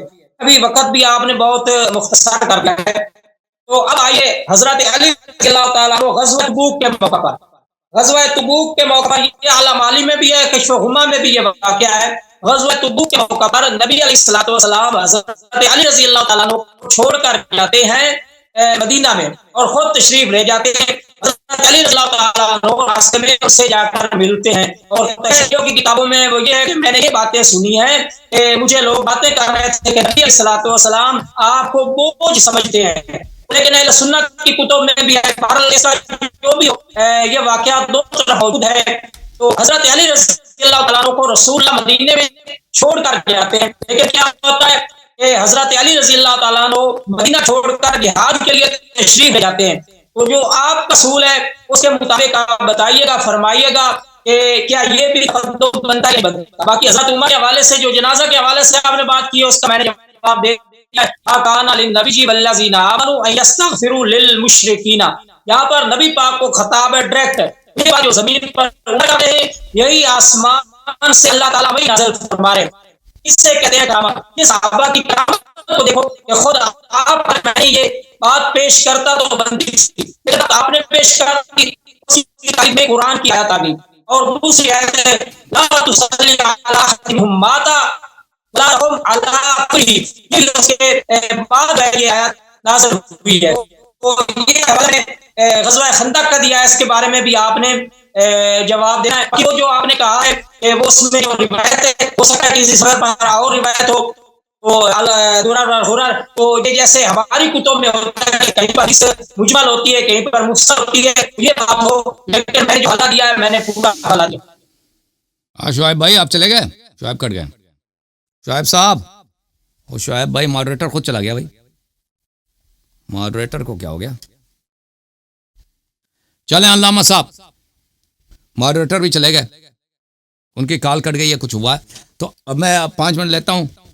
بسم اللہ الرحمن الرحیم. میرے محترم ناظرین، ان کو یہ پتہ نہیں ہے کہ غرر و درر اور امالی مرتضیٰ ایک ہی کتاب ہے کہتے ہیں امالی میں بھی یہی لکھا ہے، ہو بھائی غرر و درر امالی مرتضیٰ ایک ہی کتاب کا نام ہے. اس میں نے حدیث سے انہوں نے جو حدیث پڑھی ہے غلط پڑھی ہے، اس کو کاٹ کے پڑھی ہے، اس میں نقل میں انہوں نے خیانت کیا حدیث میں. بہرحال میں حدیث دکھا چکا ہوں، دوبارہ اس کے متعلق بات نہیں کرتا ہوں. یہ کہتے ہیں کہ تبوک میں رسول اللہ صلی اللہ علیہ وسلم نے امیر المؤمنین علیہ الصلوۃ والسلام کو غزوہ میں جاتے وقت مدینے پہ چھوڑ کے گئے، تو وہ وہاں ان کی بات نہیں سنے اور وہ پیچھے جہاد کے لیے نکل گئے. اور کس جہاد کے لیے نکل گئے؟ کیوں کوئی عبارت نہیں پڑھی آپ نے؟ کہاں پہ چلے گئے تھے؟ تبوک میں. وہ مدینے میں ہی تھے. غزوہ تبوک میں امیر المومنین علیہ السلام نہیں گئے، مدینے میں تھے. اور رسول اللہ صلی اللہ علیہ وسلم نے کیونکہ راستہ بہت بڑا دور تھا، 1 مہینے کا راستہ تھا، تو پیغمبر صلی اللہ علیہ وسلم نے فرمایا تھا کہ لا يصلح المدینۃ الا بی او بک، مدینہ جو ہے صرف میرے اور آپ ہی کے ذریعے صحیح ہو سکتا ہے، اس کو سنبھال سکتا ہے اور کوئی سنبھالنے والا نہیں ہے. اور فرمایا تھا انت منی بمنزلۃ ہارون من موسیٰ. تو وہ آپ جو کہہ رہے ہیں کہ وہ انہوں نے بات سنے بغیر پھر جہاد کے لیے نکلے تھے، بڑی عجیب بات ہے. اچھا اب دیکھیں یہ بات کہ رسول پاک، دیکھیں عبداللہ ابن ابی ابن سلول پہ نماز کے واقعے کے متعلق رسول اللہ صلی اللہ علیہ وسلم نماز جماعت میں کھڑے ہو گئے کہ نماز پڑھانے لگے، ٹھیک ہے نا. تو عمر نے پیچھے سے دھوتی پکڑ کے، یہ بے احترامی ہے یہ نہیں ہے، سینہ تان لیا ہے کہ آپ یہ نماز حرام پڑھ رہے ہیں، ٹھیک ہے نا. اب یہ شخص کہہ رہا ہے، اب اس کی دیکھیں، کہتا ہے یہ تو عمر نے بڑا اچھا کیا کیونکہ اللہ نے بھی عمر کی تصدیق کی ہے. سبحان اللہ سبحان اللہ. اب یہ بات کہ اللہ نے عمر کی تصدیق کی ہے، رسول اللہ صلی اللہ علیہ وسلم کو ڈانٹا ہے، وہ خود اس کا بھی راوی عمر، اس کا خود بھی راوی عمر بن الخطاب ہے کہ اس نے جو برا عمل فعل انجام دیا. اور وہ خود بھی کہتا ہے کہ میں اپنی بے ادبی سے تعجب کیا. اس کے مختلف روایات ہیں، ایک روایت میں وہ کہتا ہے کہ پھر اللہ نے میری تائید کیا. تو ہم اس بات کو نہیں مانتے بھائی، ہم اس بات کو نہیں مانتے کہ اللہ تعالیٰ نے ایک گستاخ جو ایک فعل واقعاً گستاخی ہے، اللہ نے اس کی تائید کی ہے اور نبی صلی اللہ علیہ وسلم کو ڈانٹا ہے کہ بھئی آپ حرام نماز پڑھ رہے ہیں. تو جو دیکھیں میرے بھائی، یہ میں آپ کو مسلم دکھا دیتا ہوں. یہ مسلم ہے، چاپ دار الفکر ہے، یہاں پہ ملاحظہ فرمائیے صفحہ نمبر 195 ہے کہ عبداللہ ابن ابی کی جب وفات ہوئی ہے تو رسول اللہ صلی اللہ علیہ وسلم اس پہ گئے فقام رسول اللہ صلی اللہ علیہ وسلم لیصلی علیہ. پیغمبر صلی اللہ علیہ وسلم نماز کے لیے کھڑے ہو گئے. اب سب جماعت ہیں، لوگ کھڑے ہو گئے کہ نماز پڑھا رہے ہیں. فقام عمر فاخذ بثوب رسول اللہ صلی اللہ علیہ وسلم. عمر آئے تو رسول پاک صلی اللہ علیہ وسلم کے دھوتی مبارک کو کھینچا اس نے اور کہا ہے کہ اتصلی علیہ وقد نہاک اللہ ان تصلی علیہ، اللہ نے تو منع کیا تو اس پہ نماز پڑھو. تو یہ واقع ضرور ہے بھائی کہ عمر بن الخطاب رسول اللہ صلی اللہ علیہ وسلم کو سمجھیں کہ یہ ایک حرام نماز پڑھ رہا ہے. عمر کو کہاں سے پتا تھا کہ نبی صلی اللہ علیہ وسلم اس پہ درود بھیجے گا، اس کی استغفار کرے گا؟ اور بھائی کہاں سے پتا تھا؟ کیا حدیث میں تو یہی ہے کہ رسول پاک صلی اللہ علیہ وسلم وہاں پہ کھڑے ہوئے تھے، اس کے لیے وہ درود نہیں پڑھ رہے تھے. اللہ نے منع کیا تھا کہ ان کے لیے آپ درود نہ پڑھیں. رسول اللہ صلی اللہ علیہ وسلم کھڑے ہو گئے وہاں پر کیونکہ اس کا بیٹا جو تھا مومن تھا، اس کی عزت بچانی تھی. رسول اللہ صلی اللہ علیہ وسلم کھڑے ہو گئے لیکن انہوں نے اس پہ لعنت کیا ہے پیغمبر نے. عمر نے بے احترامی کی نبی صلی اللہ علیہ وسلم کی. تو عمر کے اپنے فعل سے قول سے پتہ چل جاتا ہے وقد نہاک اللہ ان تصلی علیہ کہ یہ نہیں جو ہے پہلے سے آ چکا تھا، یہ نہیں آ چکا تھا. رسول اللہ صلی اللہ علیہ وسلم ایک مذیقے میں تھے. رسول اللہ صلی اللہ علیہ وآلہ وسلم کو ایک مومن کی عزت بچانی تھی اور پھر لوگوں کا ارشاد بھی کرنا تھا کیونکہ وہ قبیلے کا سردار تھا. اگر رسول اللہ صلی اللہ علیہ وسلم اس سے نیکی کرتے تو وہ سب مسلمان ہو جاتے. اور روایت میں یہ کہ بہت سارے لوگ اس میں مسلمان ہو گئے کہ جب دیکھا کہ نبی صلی اللہ علیہ وسلم ہمارے قبیلے کے سردار پہ انہوں نے نماز پڑھی ہے تو انہوں نے کہا کہ ہمارے یہ سردار حتماً مسلمان تھے. تو اور نبی صلی اللہ علیہ وسلم کتنے کریم ہیں، یہ اپنے دشمن کے انہوں نے جنازے پہ نماز پڑھی تو سب مسلمان ہو گئے، ان کا پورا قبیلہ مسلمان ہو گیا. تو نبی صلی اللہ علیہ وآلہ وسلم یہ خود عمر کا قول بتا رہا ہے کہ پہلے سے وہ نہیں آ چکا تھا. اور نبی صلی اللہ علیہ وآلہ وسلم پہ جو چیز منع تھی کہ وہ ان پہ درود نہ بھیجے، صلی اللہ علیہ وسلم درود نہ بھیجے نا، وہ آدمی کھڑا ہوتا اللہ اکبر اللہم لعنہ اللہم احشق قبرہ نارا. یہ نص الفاظ ہے ہمارے احادیث میں کہ رسول اللہ صلی اللہ علیہ وسلم نے فرمایا تھا کہ اللہ اس کی قبر جہنم کی آگ سے برد ہے، لیکن لوگوں کو سنائی نہیں دی وہ بات، ٹھیک ہے نا. تو لیکن عرض یہ ہے کہ عمر بن الخطاب نے رسول اللہ صلی اللہ علیہ وسلم سے جسارت کیا ہے اور اس کی سوچ یہ تھی کہ پیغمبر صلی اللہ علیہ وسلم ایک حرام نماز پڑھ رہے ہیں اور ان کی دھوتی مبارک کو اس نے کھینچا ہے اور یہ تقدم علی الرسول اور یہ بے احترامی ہے اور یہ حرام فعل ہے. اور آپ کا یہ کہنا کہ اللہ نے عمر کی تائید کی اور رسول صلی اللہ علیہ وسلم کو ڈانٹا ہے، عمر کا اپنا جملہ اس بات کو اس کو تکذیب کر رہا ہے. اب جو ہے ختم کر دیں بھائی، ٹھیک ہے نا. وہ چلے گئے بھائی حبیب اللہ صاحب، آپ بات کریں پھر اس کے بعد خاتمہ کرتے ہیں. اپنے وہ بھی چلے گئے، وہ ان کا شاید لائٹ چلی گئی، کنیکشن نہیں ہے، کچھ نہیں ہے، چارج ختم ہو گیا، پتہ نہیں جو بھی ہے. آواز آ رہی ہے آپ کو حبیب اللہ بھائی؟ آپ جی 5 منٹ بات کریں اس کے بعد ختم ہے دوسرے کالر بسم اللہ ہاں جی بسم اللہ الرحمن الرحیم. تو یہ جو ایسا کہہ رہے ہیں نا کہ یہ حضرت عمر خود کہہ رہے ہیں، خود آ گیا ہے کہ وہ آ گیا تو میری تائید ہوگی، تو میں نے تو حدیث پیش ہی نہیں کی. میں نے تو وہ حدیث جو انہوں نے پیش کی، اغیاری صاحب نے پیش کی ہے، اس کے مطابق آیات قرآنیہ میں نے تو وہ کی ہیں، میں نے وہ حدیث پیش نہیں کی. ایک واقعہ انہوں نے بیان کیا ہے تو اس کی تائید میں قرآن کی آیات میں نے پیش کی ہیں. اور یہ کہہ رہے ہیں کہ حضرت عمر کی تائید میں نبی علیہ السلام کو ڈانٹا، میں نے یہ لفظ نہیں کہا، یہ چونکہ ان کی عادت ہے، یہ انہوں نے میرے ذمہ لگایا. 2 آیات میں نے اس کو پیش کی. دوسرا جو انہوں نے وہ واقعہ نقل کیا کہ نبی علیہ الصلوۃ والسلام نے حضرت علی کو چھوڑا تو حضرت علی مدینہ میں تھے، بھائی انہوں نے مدینہ چھوڑ دیا اور راستے میں جا کر جو ہے نا، میں نے وہ حوالہ دیا ہے، وہ آپ کتب سے دیکھ لیں، اہل تشیع دونوں کی کتب میں یہ موجود ہے. تو جیسے آپ وہاں پر کرتے ہیں تو یہاں تقدم کیوں نہیں بنتا؟ اور پھر آپ نے حدیبیہ کا واقعہ پیش کیا، نبی علیہ الصلوۃ والسلام کو حضرت عمر نے یہ کہا، تو وہاں پر بھی وہی بات ہوئی جو حضرت علی رضی اللہ تعالیٰ عنہ کو جب کہا گیا کہ آپ یہ لفظ مٹائیے تو حضرت علی نے نہیں مٹائے. اسی طرح حضرت عمر رضی اللہ تعالیٰ عنہ نے کہا کہ یا رسول اللہ، یہ جو آپ معاہدہ کر رہے ہیں کہیں ایسا نہ ہو، یہ بطور استفہام بھی ہوتے تھے جیسے اور کے معاملات میں ہوتا ہے. تو یہاں پر میں نے جو بخاری شریف کے حوالے سے جو بات پیش کی تھی کہ وہ جو نزاع ہوا تھا، اختلاف ہوا تھا، وہ اہل البیت کے درمیان ہوا تھا، جن میں حضرت عباس بھی موجود تھے، جن میں حضرت علی بھی موجود تھے. اہل بیت کے درمیان جو ہے نزاع ہوا تھا، اختلاف ان کے درمیان ہوا تھا، شور ان کے درمیان ہوا تھا. اور پھر اگر صرف اکیلے حضرت عمر رضی اللہ تعالیٰ عنہ سے یہ ہوتا تو حضرت نبی پاک صلی اللہ علیہ وسلم حضرت عمر کو کہتے کہ فقامہ یا عمر، اے عمر چلے جاؤ. وہاں پر یہ لفظ نہیں ہے، وہاں سب کو نبی علیہ الصلوۃ والسلام نے کہا کہ فقوموا، مجھے میرے حال پہ چھوڑ دو اور تم چلے جاؤ. تو اہل بیت والی جو میں نے روایات پیش کی ہیں ان کا آپ نے کوئی جواب نہیں دیا. تو اس کے علاوہ وہ جو آپ نے میں نے حدیث پیش کی ہے حضرت علی رضی اللہ تعالیٰ عنہ کی، ایک تو وہ صلح حدیبیہ والی تھی، اس کا آپ نے کوئی ایسا آپ نے کہا کہ وہ ادب ہے، ٹھیک ہے، ہم بھی سمجھتے ہیں کہ وہ حضرت علی رضی اللہ تعالیٰ عنہ کے ادب نے جیسے وہ گوارا نہیں کیا تھا کہ نبی علیہ السلام کے نام کو مٹانا، تو اسی طرح یہ جو حدیث قرطاس ہے، اس موقع پر بھی صحابہ رضوان اللہ علیہم اجمعین نے یہ گوارا نہیں کیا کہ نبی علیہ الصلوۃ والسلام جو ہے وہ بیماری کی حالت میں آپ کو درد ہو رہا ہے، آپ تکلیف کی شدت میں، تو آپ کو مزید تکلیف دی جائے، کیونکہ آیت الیوم اکملت لکم دینکم، یہ آیت اس وقت نازل ہو چکی تھی. اور اگلا سوال جو میں نے کیا تھا وہ یہ کیا تھا کہ اگر نبی علیہ الصلوۃ والسلام کے لیے وہ جو صحیفہ لکھنا ضروری تھا، لازم تھا آپ علیہ الصلوۃ والسلام کے ذمہ، اور وہ جو تبلیغ میں سے کوئی بات رہ گئی تھی اور وہ بات ایسی تھی کہ امت کی گمراہی اس پہ بن جانی تھی، تو نبی علیہ السلام نے وہ صحیفہ کیوں نہیں لکھا، جبکہ وہ واقعہ جمعرات کا ہے اور آگے نبی علیہ السلام کی وفات پیر کی ہے، یا آپ کہتے ہیں چلو منگل پیر منگل اس کو آپ کر لیں، تو درمیان میں موقع پیڑا. اس پہ آپ نے یہ کہا ہے کہ وہ جی ہماری کتب میں، بھائی آپ کی کتب کا حوالہ تو نہیں نہ مانا جائے گا، یہاں آپ ہمیں جو ہے وہ دلیل ہماری دیں، جیسے آپ کہتے ہیں کہ ہماری کتب سے دلیل دیں، تو بھائی یہاں پر آپ کی کتب کا جو حوالہ ہے وہ نہیں مانا جائے گا.